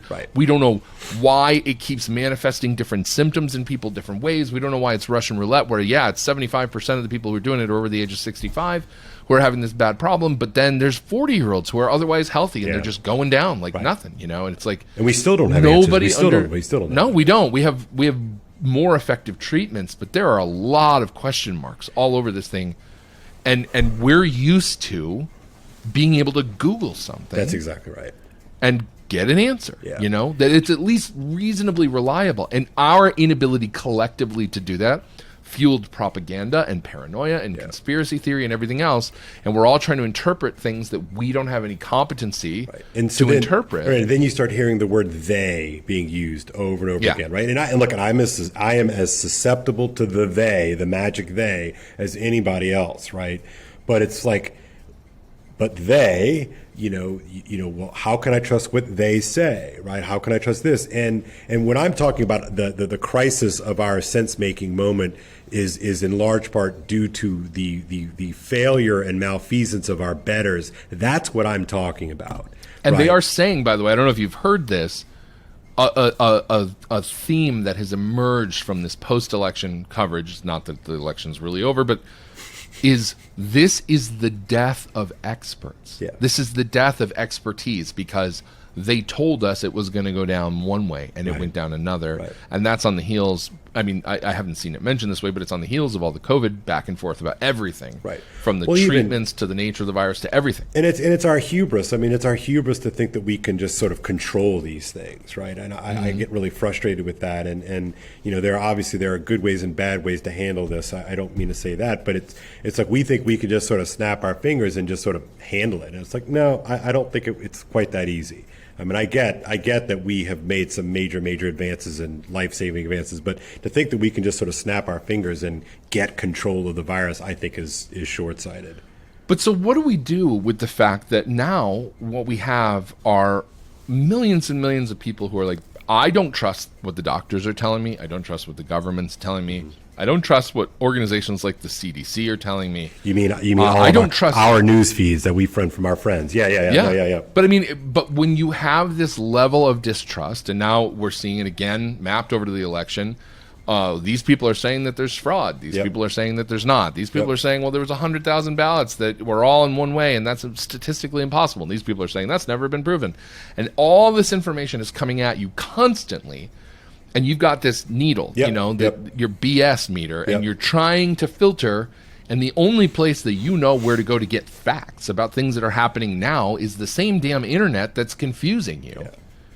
This, to me, really drives home this crisis of meaning of I don't know how anymore to get true from false, except by instinct, except through, my wits and my gut and my experience. And if I start believing that something is true because I feel like it's true. Now I believe it's true. Next thing you know, I'm telling people I know it's true. And we're all, once again, it's relativism and subjectivization. We don't have the ability to sort it out. Yeah, so this is why I'm deeply concerned with a default to a kind of practical nihilism. And I wanted you to expand on that. Yeah, I don't know. To a long story short is I don't know the answer to your question. Right, I don't know how to anchor, find a kind of terra firma from which we can pivot and hold our base. I don't know the answer to that question. I know it's not Facebook. I know it's not Twitter unless you're really. And then we have that layer added on now where everything's being disputed by the platforms themselves. Right. No, they're actively part of it.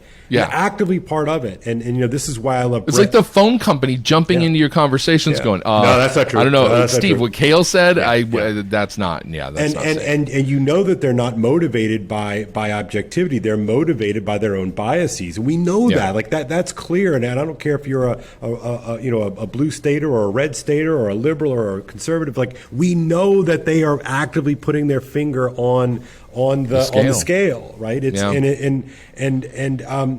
And so anyway, so I know it's not Facebook, I know it's not Twitter, because all of those things are run by an algorithm, and those algorithms are designed to maximize engagement, but they're not meant to maximize like truth, right? So then what do you do? Well, I think you have to sort of dip your toe in from time to time, but I think you have to remain skeptical. I think that again, can you take a kind of skeptical stance on things and not become a nihilist? Like that's the question that I ask myself every day. What do you mean when you say practical nihilism? What are you talking about? Well, in other words, like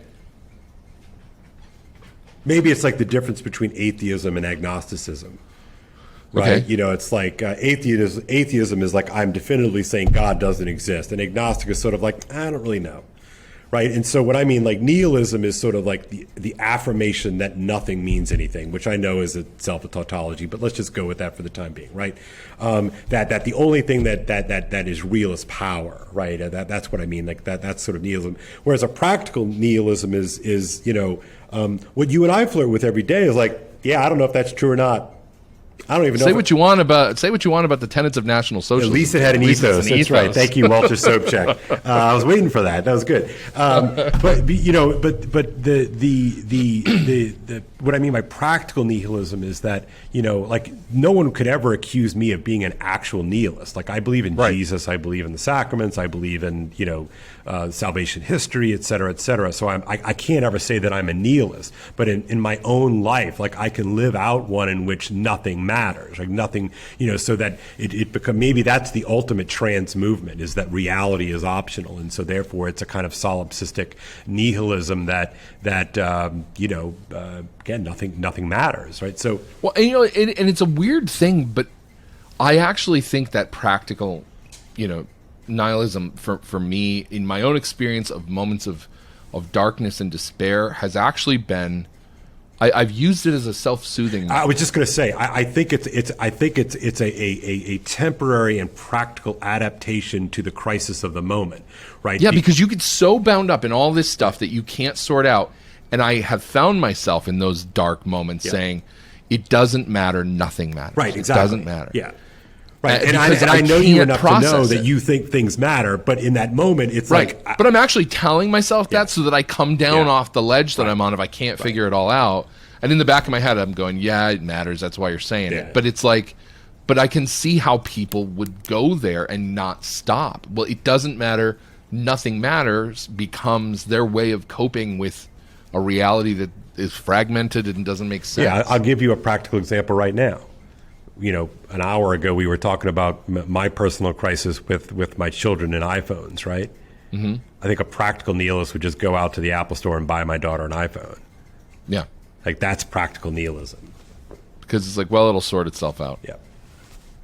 Fine, go ahead. Whatever happens, happens. Have another hour on the Minecraft server or Roblox or whatever godforsaken thing is out there. Right. And that's where I struggle. And that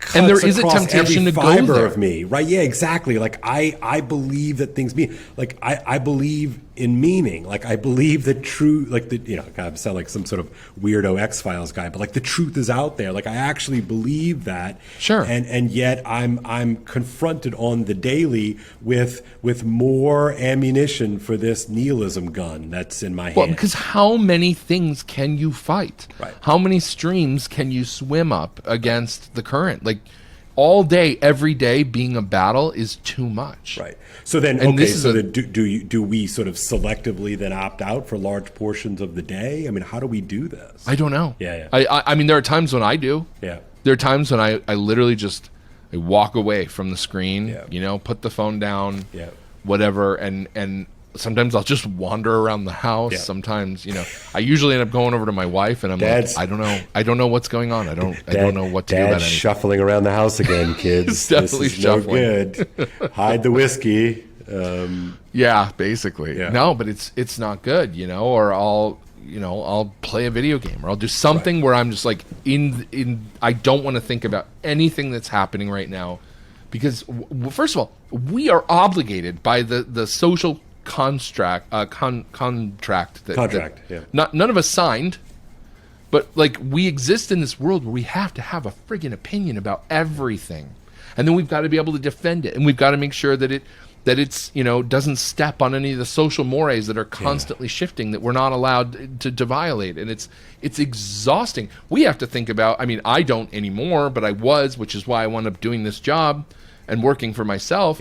Is what is this thing that I'm saying today, this opinion I'm trying to work out today, how's that going to keep me from having a job 5 years from now? Yeah, well, I'm certainly treading lightly right now on some level, right? I mean, I've got... you have to. I have good people here, but everybody's I always worry afraid about of this all the time. stuff. I mean, I look, my instinct on these things is that, and I'm going to be platitudinous here, so full warning right now, but, that there's nothing new under the sun. that what we are suffering through right now is different in degree, but ultimately not of kind. And so I'm always searching for analogs that we as a species have lived through before. And so I always go ancient. Whenever things don't make sense, I find a way, again, not even necessarily in a kind of systematic way, but, pick up Boethius right now. I don't know why that just popped in my head, but like the consolation of philosophy, pick that up right now. Like for a long, long time, that helped people make sense out of the world. And yes, I know that Boethius didn't have to deal with Twitter. He didn't have to deal with the iPhone and didn't have to deal with this, that, and the other. But that my gut tells me that there's something embedded in the wisdom that will help us navigate and negotiate. This is what Peterson does all the time, right? He goes back. Well, this goes back to your point of us not being able to see ourselves. Right. The thing is that people back then had a lot more distance. Yeah.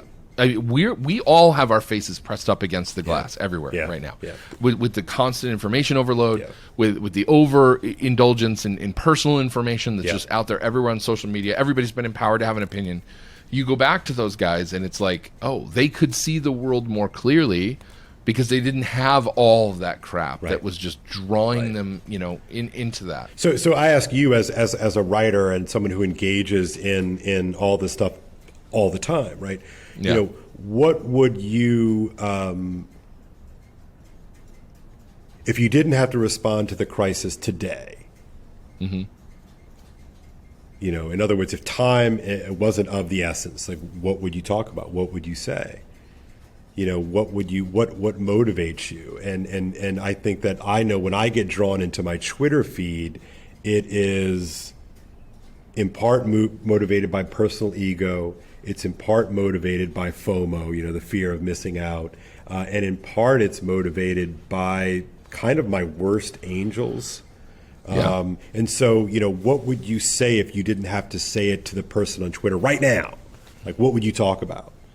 No, I mean, these are really good questions. And again, the question of our brain having been rewired, we don't really even think in those terms a lot. So it's kind of hard to fall back on. So should we fast? Should we fast? I mean, probably. It's something that I do even within the platforms themselves is that I find that, like, if I'm getting in a bunch of arguments or I'm feeling overloaded or overwhelmed by the information, I switch to, and I've cultivated a bunch of accounts that I follow that there's this one that's great. It's called Wrath of Non. I follow it. Yeah, it's fantastic. And he's talking about architecture. Yeah, I love it. I know. I love it. Do a deep gardening things and stuff like that. Yeah. Or like I follow the Storm Hour hashtag, and it's Yeah. all people taking pictures of sunsets and storms in their backyard, and whatever. Like castles. There's this one I follow that's just Italian castles. Like Michael Brennan Doherty doesn't remember saying it because I've asked him. But he said one time, and I think it was on Twitter, but it was somewhere, and he said, just 4 words: beauty is a salve. And it struck me very profoundly, and I've used the phrase ever since, because there are times where you have to pull your face away from the fire hose and from the screen and look at the sunset. Yeah. Like, remember that there's a real world out there and that it's beautiful. I mean, it's hard for you to take a road trip in this country, even in 2020, and not be like, oh, look, all this stuff is still here. It's still beautiful. And I think for me, like, if you're asking me that practically, like, I have a love. I love teaching. You and I have talked about this before. I really, really, I never feel more who I'm supposed to be than when I'm in front of a group teaching. Like, and yet I get mad at teaching all the time because I want to write. I have one OnePeterFive piece, and I've got at least 3 in my head that I know I need to do to complete at least this first part, and I've got a book or 2 that I want to write, and there's other, and yet teaching always sort of pulls me away from it. But what teaching does for me is that it takes me out. So on some level, it takes me out of sort of the Twitter wars or what have you. But that ultimately doesn't work either. And in part, I know that as much of a gadfly as I am as a teacher, and I'm always asking sort of devil's advocate questions and trying to get them to question their assumptions and their priors, I know that the cultural forces are so powerful that that at best I feel at times my voice is a small little voice working against, the tide of their Instagram account. I didn't mean to. I just found myself in a dark place, Steve. No, but I mean, look, it's got to be like prepping 16-year-olds to go off to war. There's this sense in which I know most of them aren't going to come back, and you have to be detached in a way. And so there is something to be said for the in the momentism of what you do. I mean, look, for me, that's one of the reasons why I like doing podcasts and doing shows. Yeah. When I sit down to write, I have to think a lot more carefully about what I'm going to say, and I'm revising it. When I sit down and I do this, it's a lot more freeform, and especially when I have somebody like you, where we can really have more of a discussion than an interview. You hash stuff out, and it takes you away from that very constricted and limited back and forth interaction that a lot of what we do online, is, and especially because I've been working from home for 7 years. Yeah. My wife doesn't want to talk to me all the time about the stuff that I'm working on. So for me, I don't walk down the hall to the water cooler, to the teacher's lounge. Yeah. I go on Twitter to talk to people. That's why I wind up there so much. I don't have another adult in the house to talk to about the things I'm trying to figure out. And I'm a talk out loud, figure it out loud kind of guy. I can't sit, my thoughts are too jumbled unless I'm concretizing them. Often by throwing them against somebody who's pushing them back at me, and then I'm like, wait, is that really what I think? Like, I need the pushback. And so it's weird because I feel like I have to go there to survive, but it's killing me at the same time. So I don't know. So I think one of the remedies is that you and I just have to do this on the regular all the time, and just sort of work it out for the world to hash out. And we're not being careful right now. We're just going to talk. I mean, right now, I think we're officially, this is the longest podcast I've ever done, and it has blown by. Like, it's 2 hours, and it doesn't feel like it. I've always wanted to. So I've always been a wannabe Joe Rogan guy, where we can just talk for several hours and see what happens. I don't know if we're as entertaining as Joe Rogan is, but probably not. No, but that's okay. That's okay. We weren't even drinking though. I mean, I know, they drink, they smoke weed while they're doing the show. I mean, we could take this a lot further if we really want. It's a joke. Give us time, audience. Give us time. Well, the drinking part's not. Yeah. So this is tea, okay? It's not whiskey. I was having tea. Iced coffee. Kale, I feel like, okay, how do we wrap this up? Because this was our first grasping attempt at outlining the crisis of meaning, but I still feel like the fog of war here is thick. Yeah, no, I think the sense-making thing is huge. I think we need to think more deeply about social media and the effects that it has upon us, and maybe get practical. Like, what are we supposed to do about this for ourselves individually? And, where do we go to find sense in a senseless world? I mean, I think that's the question that animates me, and I think that's part of why we both do what we do. Is that we are desperate to make connection and communicate with other people who are trying to make sense out of what they see. And you and I think are also kind of skeptical. I'm just not buying the story, and I think that's probably healthy. Yeah, well, I mean, so I definitely want the next time we talk about this, I want to look at the problem with tribes and with silos and bunkers and all that, because I think something that's happening is, and I want you to talk about this real briefly before we go. This thing where, we want to be part of something and we're willing to buy a story or to accept a lie because it feels more comfortable than trying to make sense out of stuff that doesn't make sense. And this is something you've been kind of hitting on a little bit in our private conversations. And well, I think, because the lie is better than the nothing. Tell me lies, tell me sweet little lies is the line that has been floating in my head for the last couple of weeks, because maybe the truth is too much to handle right now, and so I'm deeply worried that we will buy the lie. Like, for instance, think about the various tribes in the Catholic Church. You've got sort of a kind of a boomer liberalish tribe, and you've got sort of very online trad tribes and all the various subdivisions. You've got sort of the conservative mainline active online tribe, and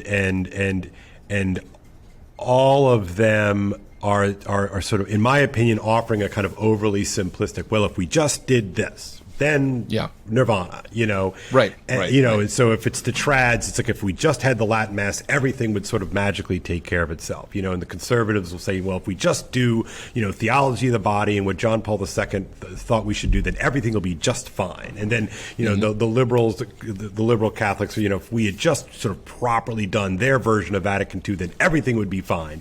And how they wrap their head around that one and not look at the Episcopal Church or the Methodist Church or the Presbyterian Church baffles me truly, but fine. Like that's their story that they're sticking to. I contend, and I know this is precious of me to say that, but I contend that all of those are necessarily limiting and therefore maladaptive for our moment.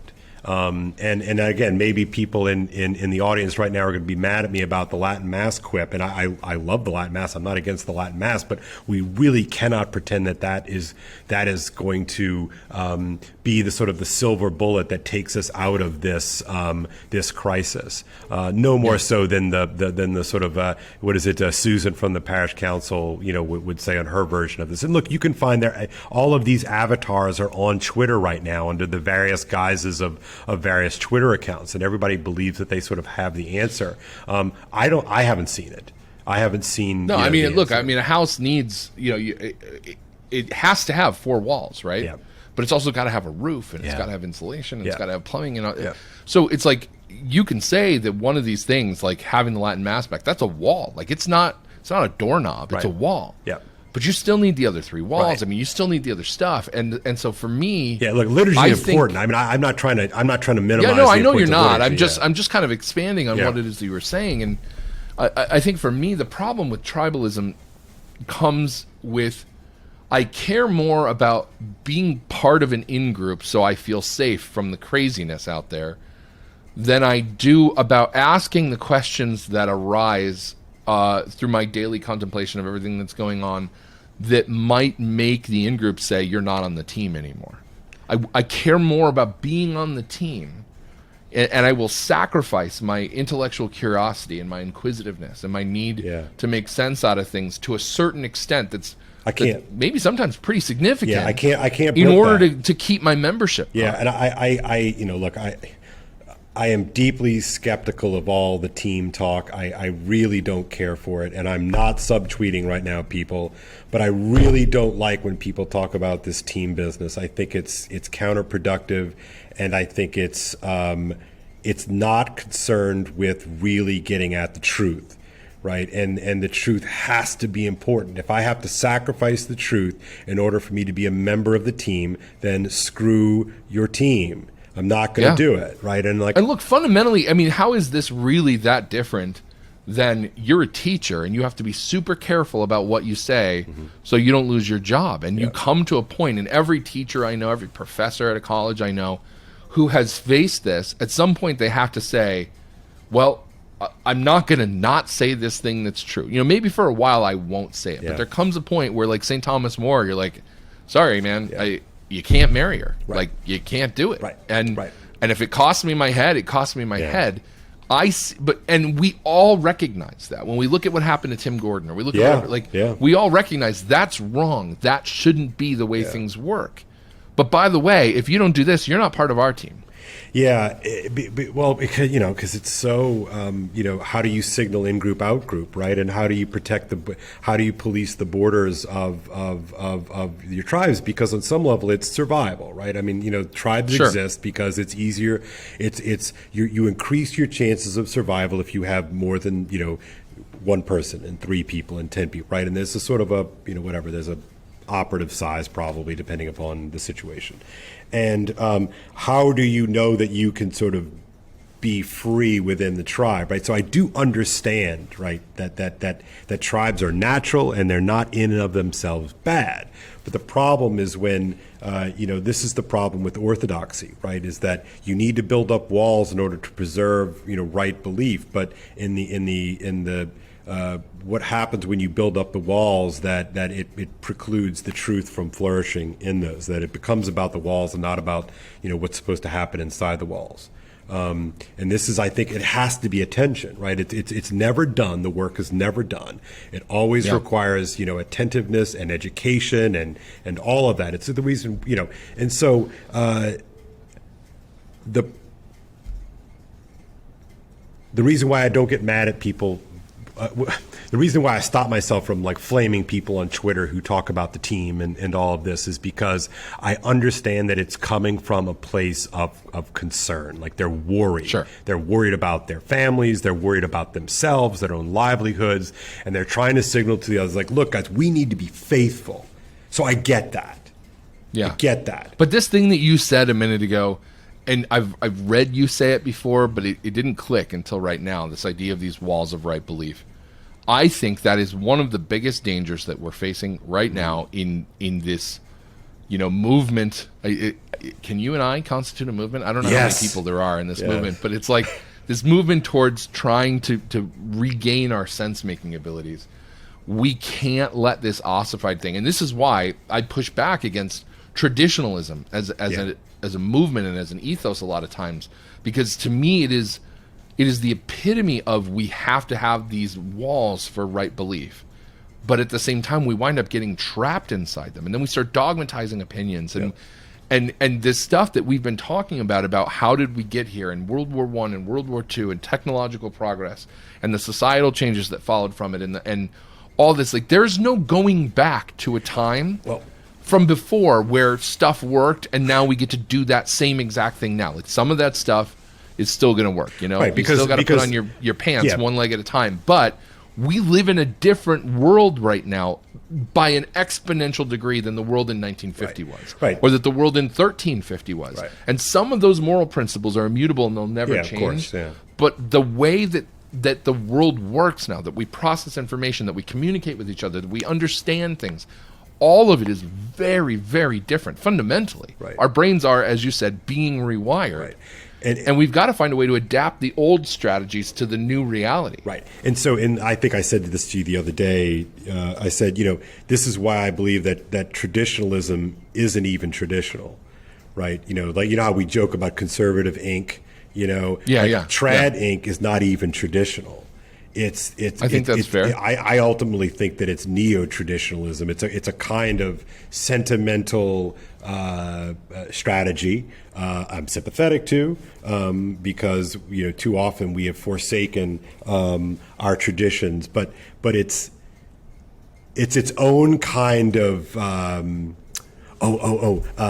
I'm from Louisiana, as you know, right? And if you look at the sort of the history of the Mississippi River as it goes down, right? It goes down and it winds down like this, and if you look at the way that the rivers flow, they'll create what is called like an oxbow lake, right? And that means that the river goes like this for a while, and then it starts to cut through the soil, and it creates a sort of a standalone sea as the river reroutes itself through the most efficient path. And so you have these sort of oxbow lakes that are old portions, are no longer operable old portions of the river. And I think that traditionalism, kind of like the way that leftism has sort of become in the church too, with glory and praise and all that, it's become a kind of an oxbow lake, and it's not being fed. And my concern about hyper-traditionalism is that you're trying to pretend that the last 60 years didn't happen.